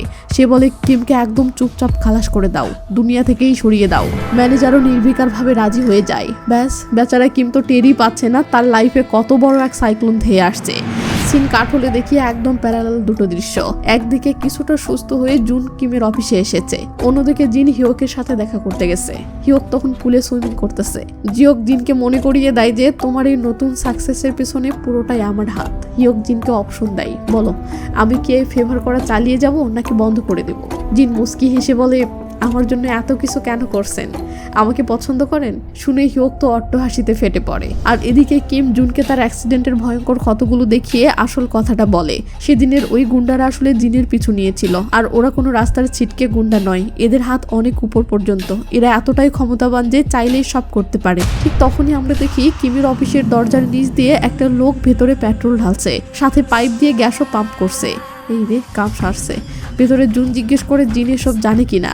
কিম আক্ষেপ করে বলে সে অনেক চেষ্টা করেও জিনকে সত্যিটা জানাতে পারেনি। আর ঠিক সেই মুহূর্তেই দুজনের নাকে তীব্র গ্যাসের গন্ধ এসে লাগে। সিন আবার হিওক আর জিনের কাছে। হিওক জিনকে দুনিয়ার সব সুখ আর সাকসেস এনে দেওয়ার স্বপ্ন দেখায়।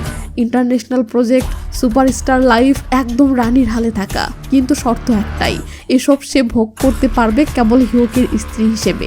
লেওঠালা একদম ডাইরেক্ট বিয়ের প্রপোজাল। আর জিন এত বড় আর লোভনীয় অফার পেয়ে সে তো মনে মনে মহা খুশি। তার এক্সপ্রেশন দেখেই স্পষ্ট বোঝা যাচ্ছে সেই প্রস্তাবে একদম এক পায়ে খাড়া। সিন কাট হয়ে এদিকে জুন আর কিমের কাছে আসলে দেখি বাহিরে থেকে কেউ তাদের অফিসে আগুন লাগিয়ে দিয়েছে।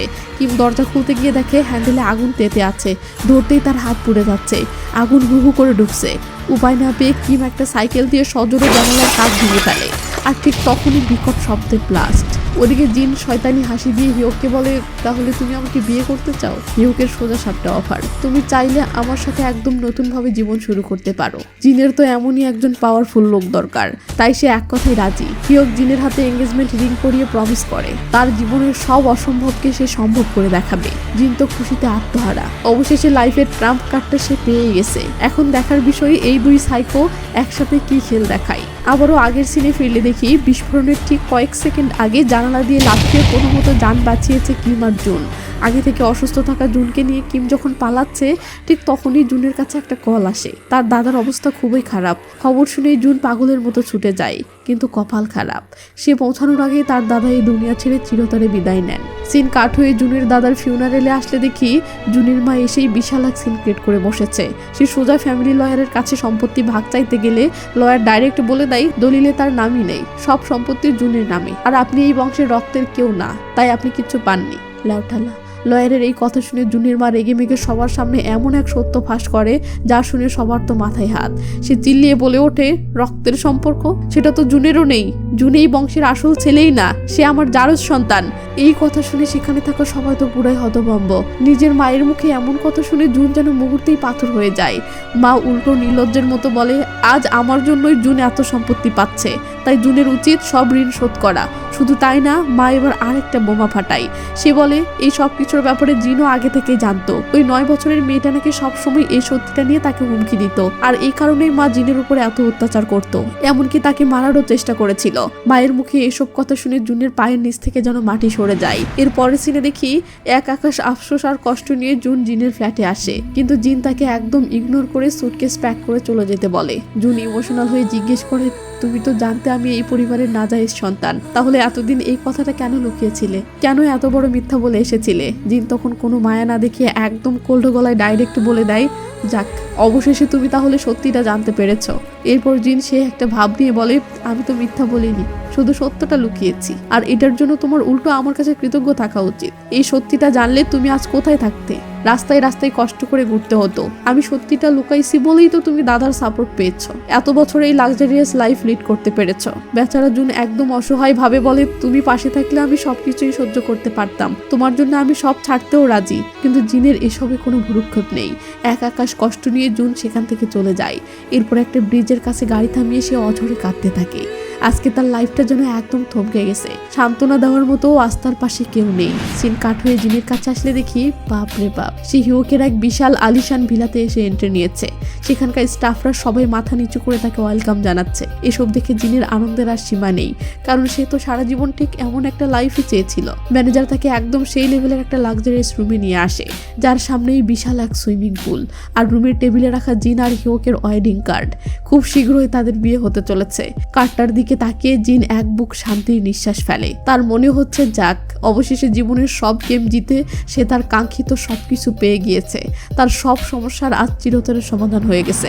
তারপর দেখা যায় জিন আর হিউকের বিয়ের খবরটা যেন চারিদিকে একদম আগুনের মতো ছড়িয়ে পড়েছে। ওদিকে জুনের মাথায় জিনের বলা সেই কথাগুলো ঘুরপাক খাচ্ছে।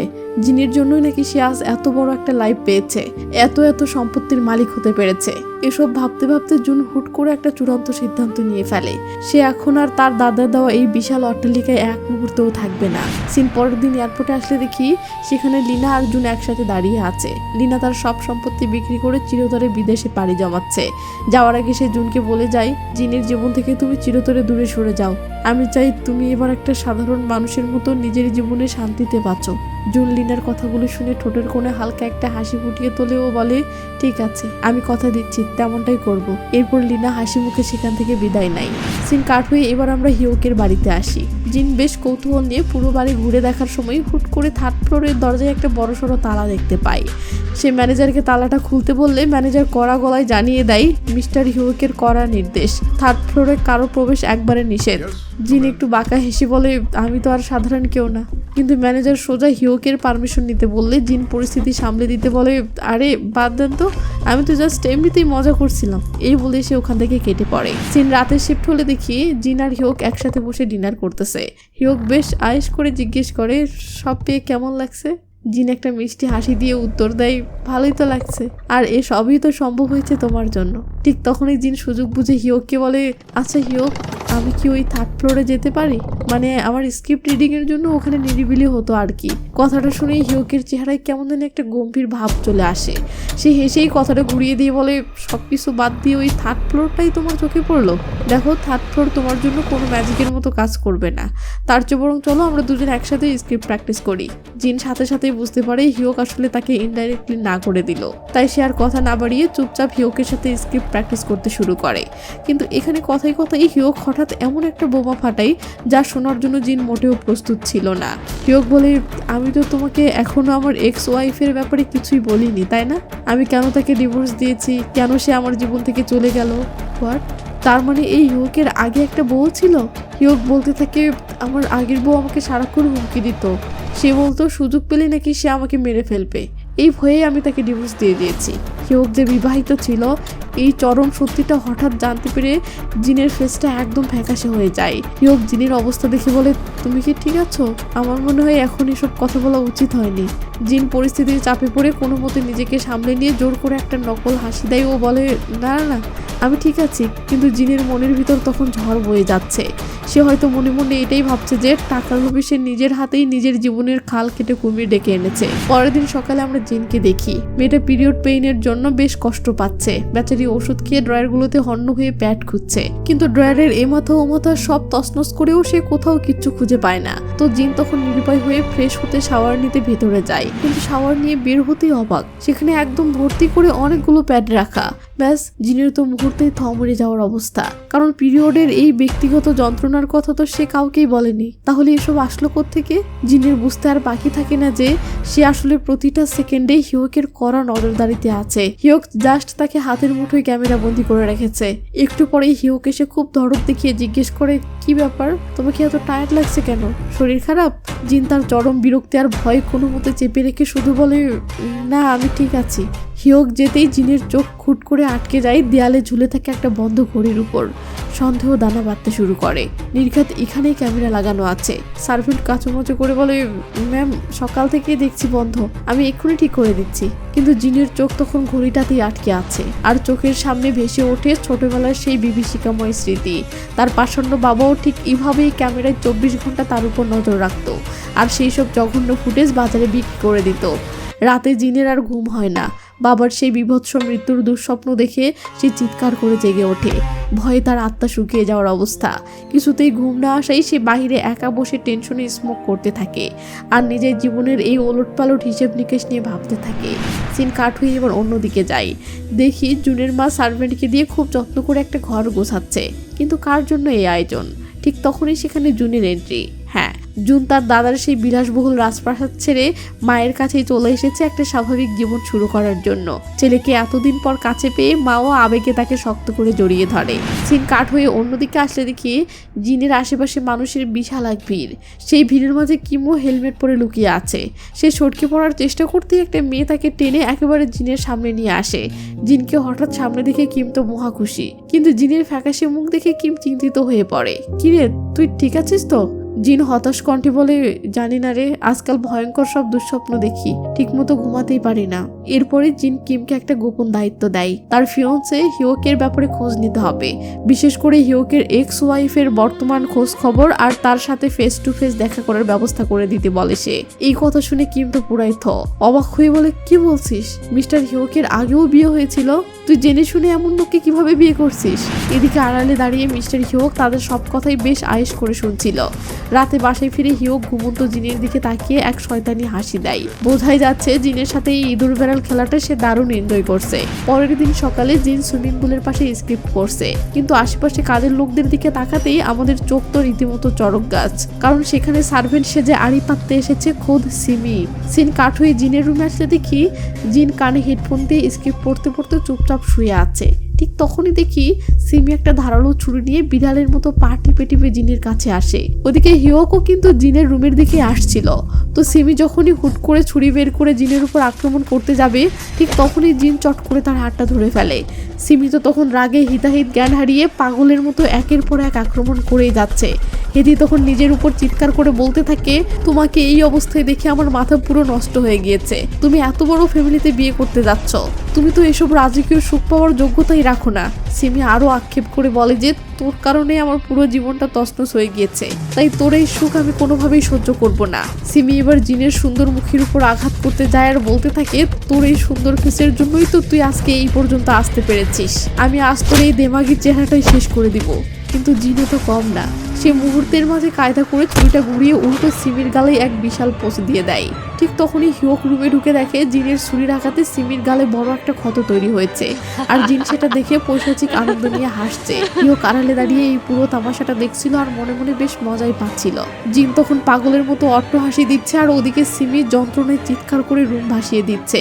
এই কিছুক্ষণ পরেই ধকল সইতে না পেরে জিন হুট করে অজ্ঞান হয়ে যায়। হিয়োক তখন তাকে পাতাগোলা করে নিজের রুমে নিয়ে আসে। বেশ কিছুটা সময় পর জিনের যখন জ্ঞান ফেরে, তখন সে তার সামনে জুনকে দেখতে পায়। জুন তাকে খুব আদর করে যত্ন করছে, চোখে মুখে পানি দিচ্ছে। অন্তত জিনের কাছে সেটাই মনে হচ্ছে, কিন্তু লেজালা, এটা তো আসলে জুন ছিল না, হিয়োকই ছিল।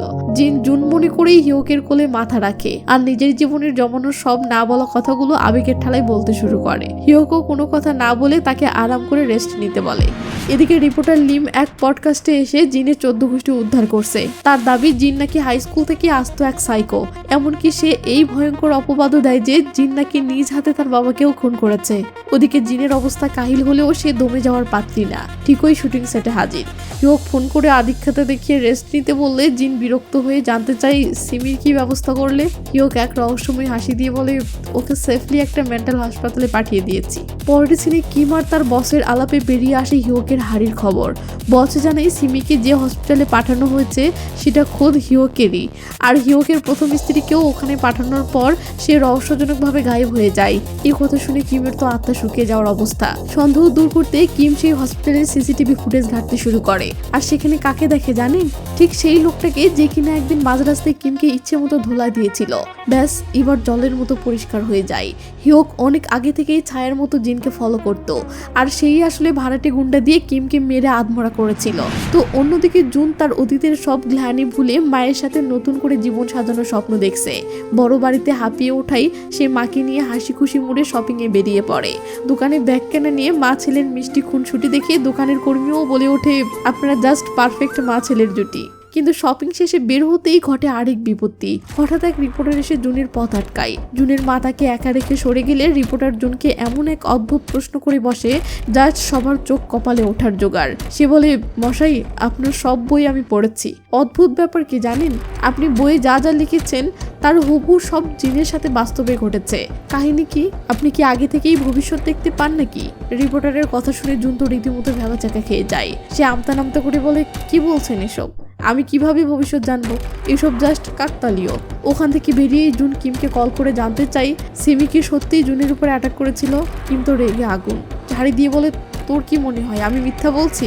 এত বড় ঘটনা ঘটে গেল, নিউজগুলো একটু পড়ে দেখ। সিন কাট হয়ে জিনের কাছে আসলে দেখি নিজের নামে উল্টোপাল্টা নিউজ পড়ে সে চরম বিরক্ত। ম্যানেজারের কাছে চা চেয়ে সে অদ্ভুত সব হ্যালুসিনেশন করতে শুরু করে।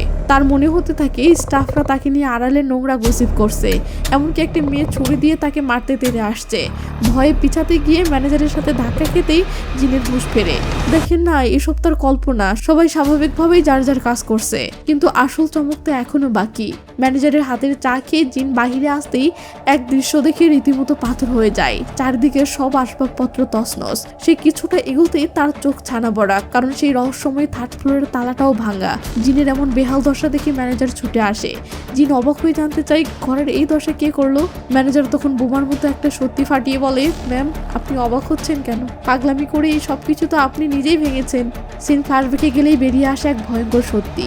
জিন যে চা খাওয়ার পর পাগলের মতো সব জিনিসপত্র ধ্যামধাম করে ভেঙে চুরমার করছিল, তার পেছনে ছিল হিয়োকেরই এক বিশাল কারসাজি। আসলে হিয়োক প্রতিদিন জিনের চায়ের মধ্যে এমন সব বিষ মিশিয়ে দিত যাতে জিনের মাথা পুরোপুরি আউট হয়ে যায় আর সে উল্টোপাল্টা হ্যালুসিনেশন দেখতে শুরু করে।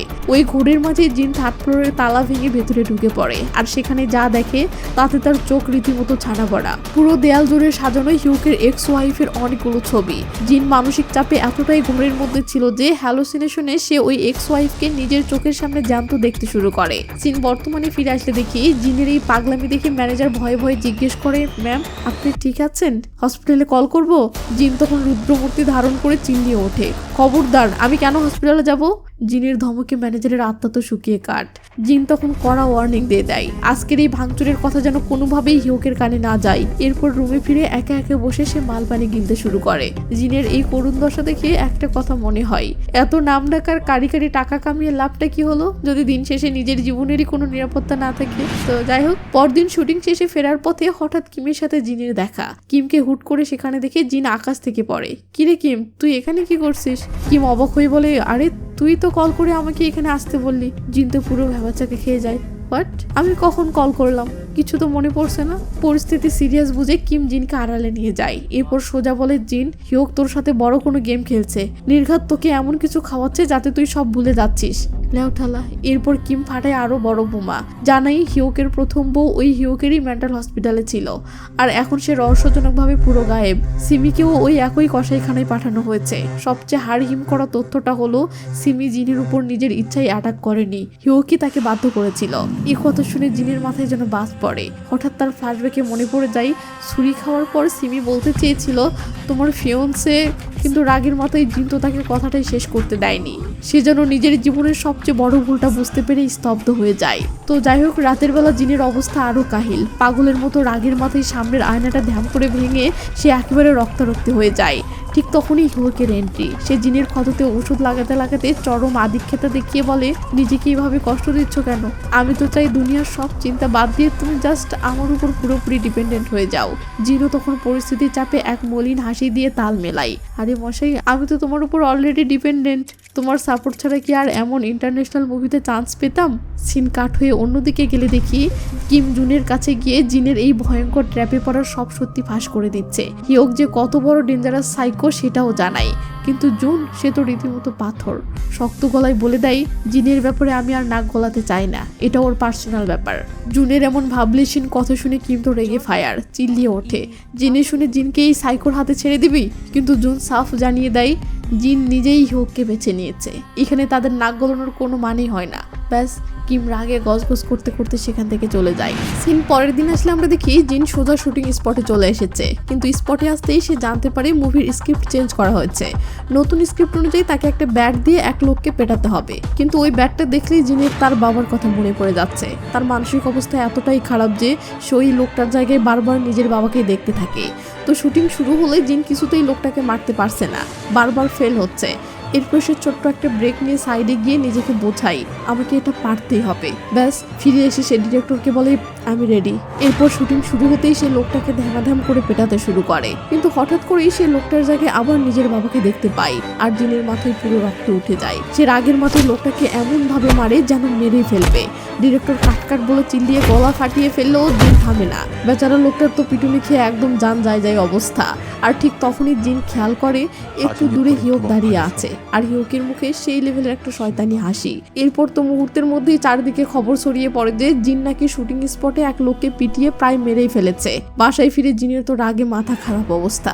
সে সরাসরি ডিরেক্টরকে কল করে কড়া কথা শুনিয়ে জিজ্ঞেস করে স্ক্রিপ্ট চেঞ্জ করতে কে বলেছে। ডিরেক্টর তখন ভয়ে কাঁপতে কাঁপতে জানে আপনার ফিউন্সে হিওক। সে হুমকি দিয়েছে স্ক্রিপ্ট চেঞ্জ না করলে মুভি থেকে তার সব ইনভেস্টমেন্ট তুলে নেবে। এই কথা শুনে জিন সোজা হিউকের কাছে আসে। হিওক তখন সুইমিং পুলে একদম রিল্যাক্স মুডে সাঁতার কাটতেছে। জিন সরাসরি গিয়ে জিজ্ঞেস করে তুমি আসলে কি চাও। হিওক তখন একটা শয়তানি হাসি দিয়ে বলে আমি আসলে তোমাকে এমন বিপদে ফেলতে চাই যেন তুমি বাধ্য হয়ে বারবার আমার কাছে ছুটে আসো। মানে হিওক চাই জিন যেন পুরোপুরি তার হাতের পুতুল হয়ে যায়। আর আপনাদের কি মনে আছে ওই যে জ্ঞান ফেরার পর জিন ভুল করে হিউককে জুন ভেবে আপন করে কাছে টেনে নিয়েছিল। হিউক বলে আজকের এই মাস্টার প্ল্যানটা আসলে তোমার সেই ভুলেরই শাস্তি। এরপর হিউক জিনকে একদম ডেঞ্জারাস একটা ওয়ার্নিং দেয়। সে সোজা জানিয়ে দেয় তোমাকে পুরোপুরি ধ্বংস করে দেওয়ার হাজারটা রাস্তা আমার কাছে আছে। তাই নিজের ক্যারিয়ার আর সবকিছু বাঁচাতে চাইলে জিনকে এখন থেকে চুপচাপ হিউকের সব কথা অক্ষর অক্ষরে মেনে চলতে হবে। এই বলে হিউক জিনকে নিশ্চয়ভাবে সুইমিং পুলে ধাক্কা দিয়ে ফেলে দেয়। পানিতে পড়তেই জিনের মনে পড়ে যায় তার ছোটবেলার সেই ভয়ঙ্কর ট্রমার কথা। আপনাদের মনে আছে তো ছোটবেলায় জুনির মা তাকে ঠিক এভাবেই পানিতে ডুবিয়ে মারতে চেয়েছিল। সেই স্মৃতি মনে পড়তেই জিন আতঙ্কে পানির মধ্যেই ছটফট করতে থাকে। এদিকে শয়তান হিওক এখান থেকে যেতে যেতে আরেক মাস্টার প্ল্যান করে বসে। সে জুনকে কল করে মিথ্যা বলে যে জিন মানসিকভাবে অসুস্থ হয়ে পড়েছে, তুমি এসে তার যত্ন নাও। এই কথা শুনে জুন তো পাগলের মতো ছুটে জিনের কাছে আসে। জুন চাই জিনকে এখান থেকে যে কোনো মূল্যে দূরে নিয়ে যেতে, কিন্তু জিন ততক্ষণে মানসিকভাবে পুরোপুরি ভেঙে পড়েছে। সে জুনের সামনে হাউমাউ করে কাঁদতে কাঁদতে বলে জুন আমি বুঝে গেছি দুনিয়ায় কেউ আপন না, সবাই শুধু ছুঁড়ে ফেলে দেয়, কিন্তু আমি আর এমন অসহায় হয়ে থাকতে চাই না।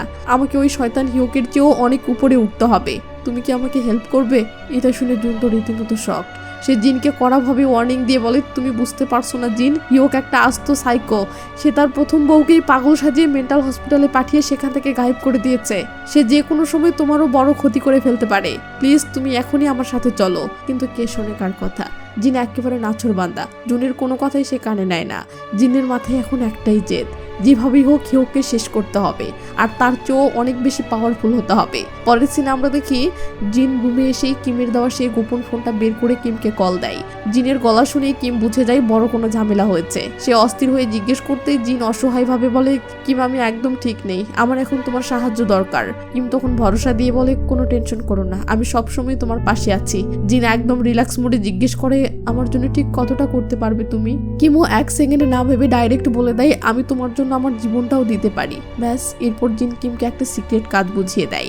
আর মাস্টার প্ল্যানটা সেট করার পর বহুদিন পর জিন যেন একটু শান্তিতে নিশ্চিন্তে ঘুমাতে যায়। পরের দিন সকালে জিনের মুড পুরোই আলাদা, একদম ফ্রেশ আর রিল্যাক্স। শুটিং স্পটে যাওয়ার সময় ম্যানেজার একটু কনফিউজড হয়ে জিজ্ঞেস করে গতকাল কি করেছিলেন আপনার কি মনে আছে? কিন্তু জিন একদম না জানার ভান করে ডাইরেক্ট বলে না তো, কি করেছিলাম? এটা শুনে ম্যানেজার বেচারা আর কোনো কথা বলে না। ঠিক তখনই সেখানে এন্ট্রি নেয় হিউক। সে জিনের কাছে এসে বলে আজ রাতে আমি একটা বিজনেস ট্রিপে যাচ্ছি, আর আজ যেহেতু তোমার শুটিং এর শেষ দিন তাই ভাবলাম তোমাকে একটু উইশ করে আসি। হিউক তখন একটু সন্দেহ নিয়ে বলে আজকে তো তোমাকে বেশ ফুরফুরা লাগছে, অথচ কাল রাতে তো তুমি আমার সাথে অনেক ঝামেলা করলে, মানে ওই যে সুইমিং পুলের ঘটনাটা আর কি। কিন্তু জিনের অ্যাক্টিং এখানে একদম অস্কার লেভেলের। সে এমন ভোলা ভোলা রিয়াকশন দেয় যেন গত রাতের কিছুই তার মনে নেই, উল্টো এত মিষ্টি করে কথা বলে যে হিউক নিজেই কনফিউজড হয়ে যায়। এভাবেই জিন গত রাতের পুরো ব্যাপারটা স্কিপ করে যায়। ওদিকে সিন কাট হয়ে রাস্তায় দেখি এক ফাটাফাটি অ্যাকশন। কিম তার বাইক নিয়ে ডাইরেক্ট হিউকের অ্যাসিস্ট্যান্টের গাড়ির পথ আটকে দাঁড়ায়। অ্যাসিস্ট্যান্ট রেগে মেগে গাড়ি থেকে তেড়ে এলো। কিম হেলমেট খুলতেই সে পুরো থমড়ে যায়। কিম রাগিয়ে লুকে বলে, কি চিনতে পারলি? ওই দিন তো তোরা সবাই মিলে আমাকে মেরেই ফেলতে চেয়েছিলি। তোর বস হিউককে গিয়ে বলে দিস আমি তাকে এত সহজে ছাড়বো না। এই কড়া ওয়ার্নিং দিয়ে কিম একদম হিরো স্টাইলে সেখান থেকে কেটে পড়ে। অ্যাসিস্ট্যান্ট তো ভয়ে কাঁপতে কাঁপতে সাথে সাথে হিউককে কল লাগায়।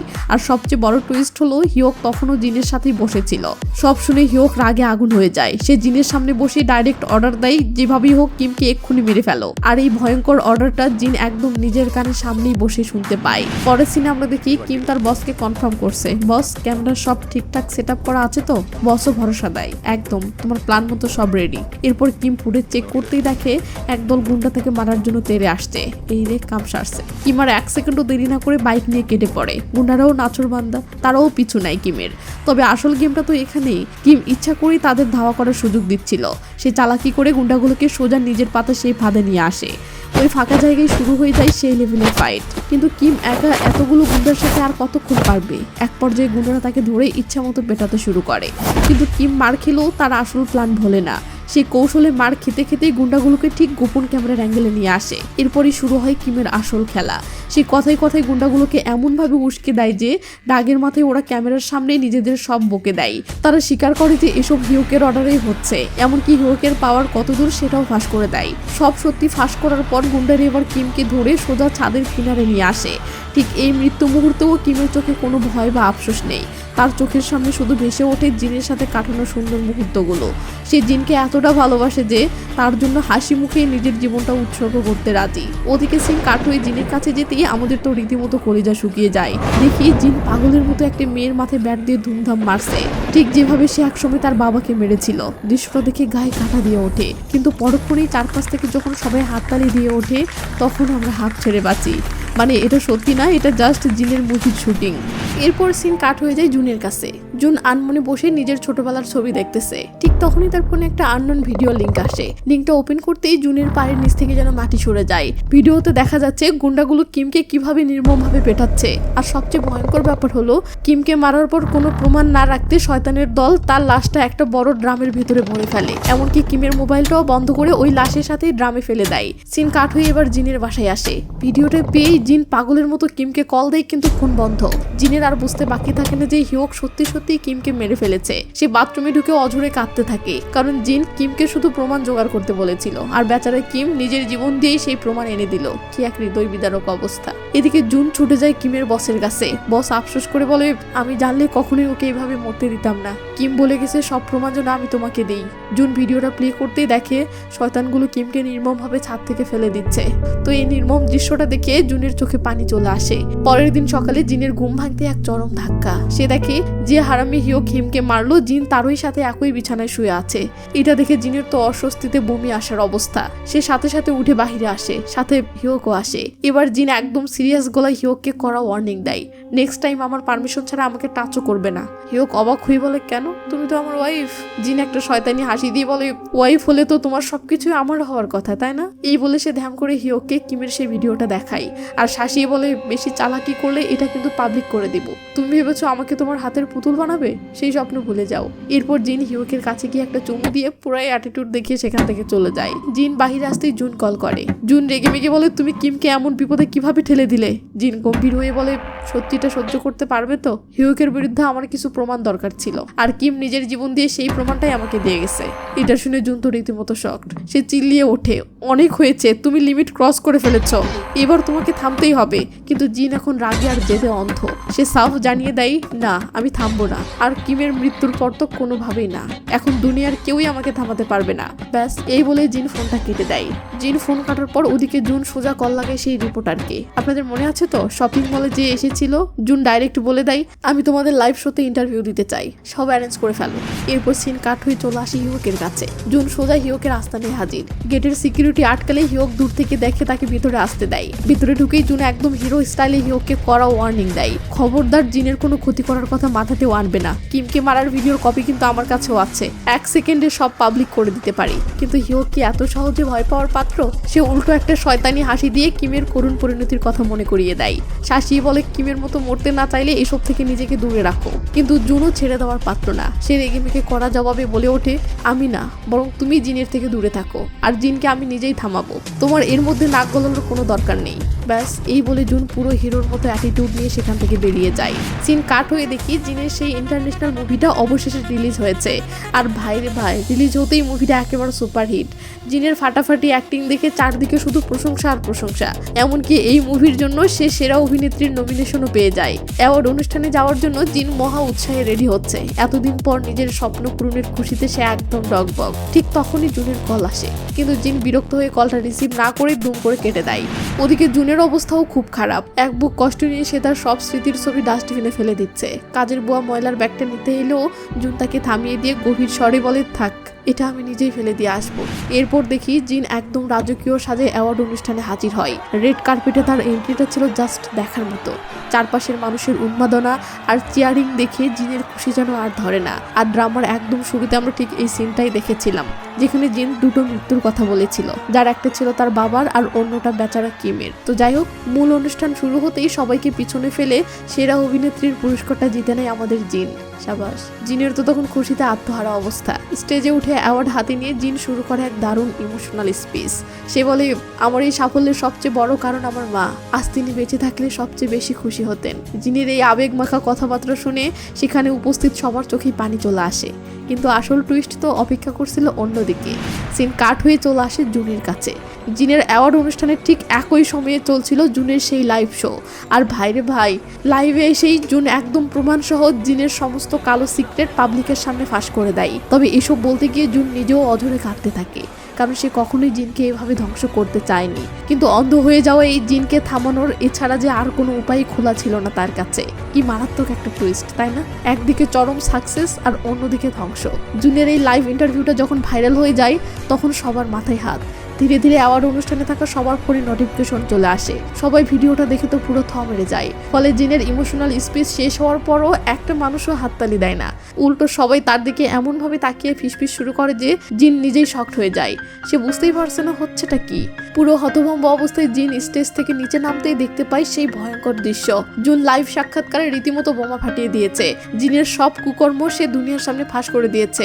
এটা দেখে জিনের পায়ের নিচ থেকে যেন জমিন সরে যায়। সে পাথরের মতো এক জায়গায় দাঁড়িয়ে থাকে। আজ তার লাইফে কি হওয়ার কথা আর কি হয়ে গেল। পরিস্থিতি হাতের বাহিরে চলে যাচ্ছে দেখে জিন ওই অনুষ্ঠান থেকে পাগলের মতো দৌড়ে বের হতে থাকে। রাগে আর ক্ষোভে তার এত স্বাদের অ্যাওয়ার্ডটাও সে ধ্যান করে ছুঁড়ে ফেলে দেয়। দৌড়াতে দৌড়াতে এক পর্যায়ে জিন মাটিতে ধপস করে পড়ে যায়। আর তার এই বেহাল দশা দেখে মানুষ তাকে সাহায্য করা তো দূরে, উল্টো তুচ্ছ তাচ্ছিল্য করে হাসাহাসি আর ছবি তুলতে থাকে। কেমনটা লাগে? যে মেয়েটা একটু আগেও সবার মধ্যমণি ছিল, এক মুহূর্তেই সে সবার হাসির পাত্র হয়ে গেল। এরপর জিন একদম ভাঙা মন নিয়ে ধুকতে ধুকতে সোজা জুনের গাড়ির সামনে এসে পৌঁছায়। জুনও আসলে তাকে নিয়ে যেতেই সেখানে এসেছে। দুজনে একদম নীরব হয়ে একে অপরের দিকে তাকিয়ে থাকে। মুখে কোনো কথা নেই, কিন্তু তাদের চোখে যেন হাজারো না বলা গল্প। সিন কাট হলে দেখি তারা গাড়িতে করে কোথাও যাচ্ছে। ভেতরে একদম থমথমে পরিবেশ। জুন নীরবতা ভেঙে ক্ষমা চেয়ে বলে, আমাকে মাফ করে দিও জিন, আমি এটা করতে বাধ্য হয়েছি। আসলে আমার আরো আগেই এটা করা উচিত ছিল, তাহলে হয়তো এতগুলো প্রাণ যেত না। এরপর জুন একটু গম্ভীর হয়ে জিজ্ঞেস করে, তা এখন কোথায় যেতে চাও? জিন তখন বলে, এমন এক জায়গায় নিয়ে চলো যেখানে শুধু তুমি আর আমি থাকবো। কথা শুনে জুন বলে ওঠে, এমন জায়গা তো পৃথিবীতে নেই, তবে চাইলে আমরা একসাথে নরকে যেতে পারি। শুনে জিন তো পুরাই শকড। জুন তখন একদম ইমোশনাল হয়ে জিনের হাতটা শক্ত করে ধরে বলে, আমি তোমাকে অনেক ভালোবাসি জিন, চলো আমরা একসাথেই নরকে চলে যাই। দুজনের চোখেই পানি, এক পলকে তাকিয়ে আছে এই কাপড়ের দিকে। আর ঠিক তখনই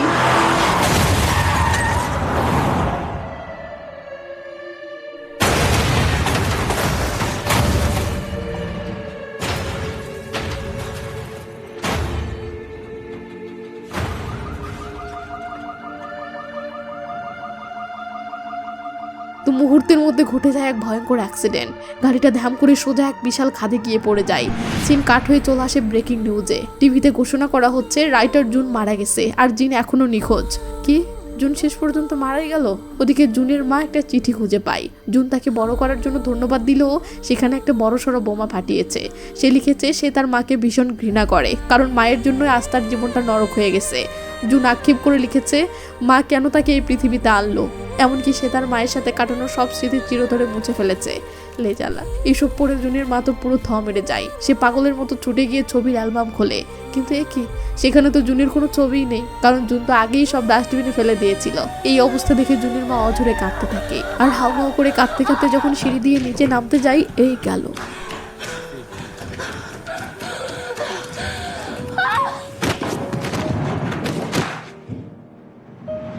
ওদিকে হিয়োকের টিভিতে জিনের নিখোঁজ হওয়ার খবর দেখে অস্থির হয়ে পড়ে। সে সাথে সাথে অ্যাসিস্ট্যান্টকে কল করে চিল্লিয়ে বলে জিন কিভাবে মিসিং হয়, ওকে যেখান থেকে পারো খুঁজে বের করো। কিন্তু অ্যাসিস্ট্যান্ট অসহায়ভাবে জানায় স্যার চারদিকে তন্ন তন্ন করে খুঁজেও তার কোনো হদিশ পাওয়া যাচ্ছে না। সিন কাট হয়ে শেষে আমরা দেখি একটা মেমোরিয়াল যেখানে জিনের ছবি রাখা। হঠাৎ এক রহস্যময় লোক এসে সেখানে ফুল রেখে দেয়, কিন্তু লোকটাকে তার চেহারা দেখানো হয় না, যা এক বিশাল রহস্য তৈরি করে রেখে দেয়। এবার আসে আসল ধামাকা। ড্রামা আমাদের ফ্ল্যাশব্যাকে নিয়ে গিয়ে দেখায় ওই দিন অ্যাক্সিডেন্টের পর আসলে কি ঘটেছিল। জিন আর জুন দুজনেই রক্তাক্ত অবস্থায় পড়েছিল, তবে দুজনের অবস্থা ছিল বেশ আশঙ্কাজনক। কিন্তু জিন তো হার মানার পাত্রী না। সে অনেক কষ্টে সিট বেল্ট কেটে গাড়ি থেকে বের হতে যাচ্ছে। ঠিক তখনই জুন পিছন থেকে জিনের হাতটা শক্ত করে ধরে ফেলে। জুনের চোখে মুখে এক বুক আকুতি ছিল, যেন বলতে চাইছে প্লিজ জিন আমাকে একা রেখে যেও না। কিন্তু পাষাণ জিন কি করে জানেন, সে একটুও মায়া না দেখিয়ে জিনের হাতটা ঝাড়া দিয়ে ফেলে দেয়। এরপর সে একাই বেরিয়ে আসে, আর বেচারা জুন জিনের দিকে করুণ চোখে তাকিয়ে থাকতে থাকতেই চিরতরে বিদায় নেয়। কেমনটা লাগে। এরপর জিন হামাগুড়ি দিয়ে কোনো মতে খাদের উপরে উঠে আসে, আর নিচে পড়ে থাকা জুনের দিকে তাকিয়ে সেই লেভেলের একটা শয়তানি হাসি দেয়। আর এই ভয়ঙ্কর হাসির মাধ্যমেই ড্রামাটার এখানেই একটা চরম স্যাড এন্ডিং হয়ে যায়। কি ভাবছেন, ড্রামা শেষ? নো, মনে হচ্ছে তো এই ড্রামার সিজন 2 আসবে, আর সেই জন্যই এই শয়তান জিন এখনো বেঁচে আছে। তা না হলে ড্রামার সবাই মরে ভূত হয়ে গেল, আর যার সবচেয়ে আগে মরার কথা ছিল সেই মরলো না। তো এই ড্রামা নিয়ে আমার সত্যি আর কিছু বলার ভাষা নেই, পুরো মাথা নষ্ট অবস্থা। আপনাদের কি মতামত তা অবশ্যই কমেন্ট করে জানিয়ে দেবেন। তো আজকের ভিডিওটা এখানেই শেষ করছি। ভালো থাকবেন, নিজের খেয়াল রাখবেন, টেক কেয়ার, বাই বাই।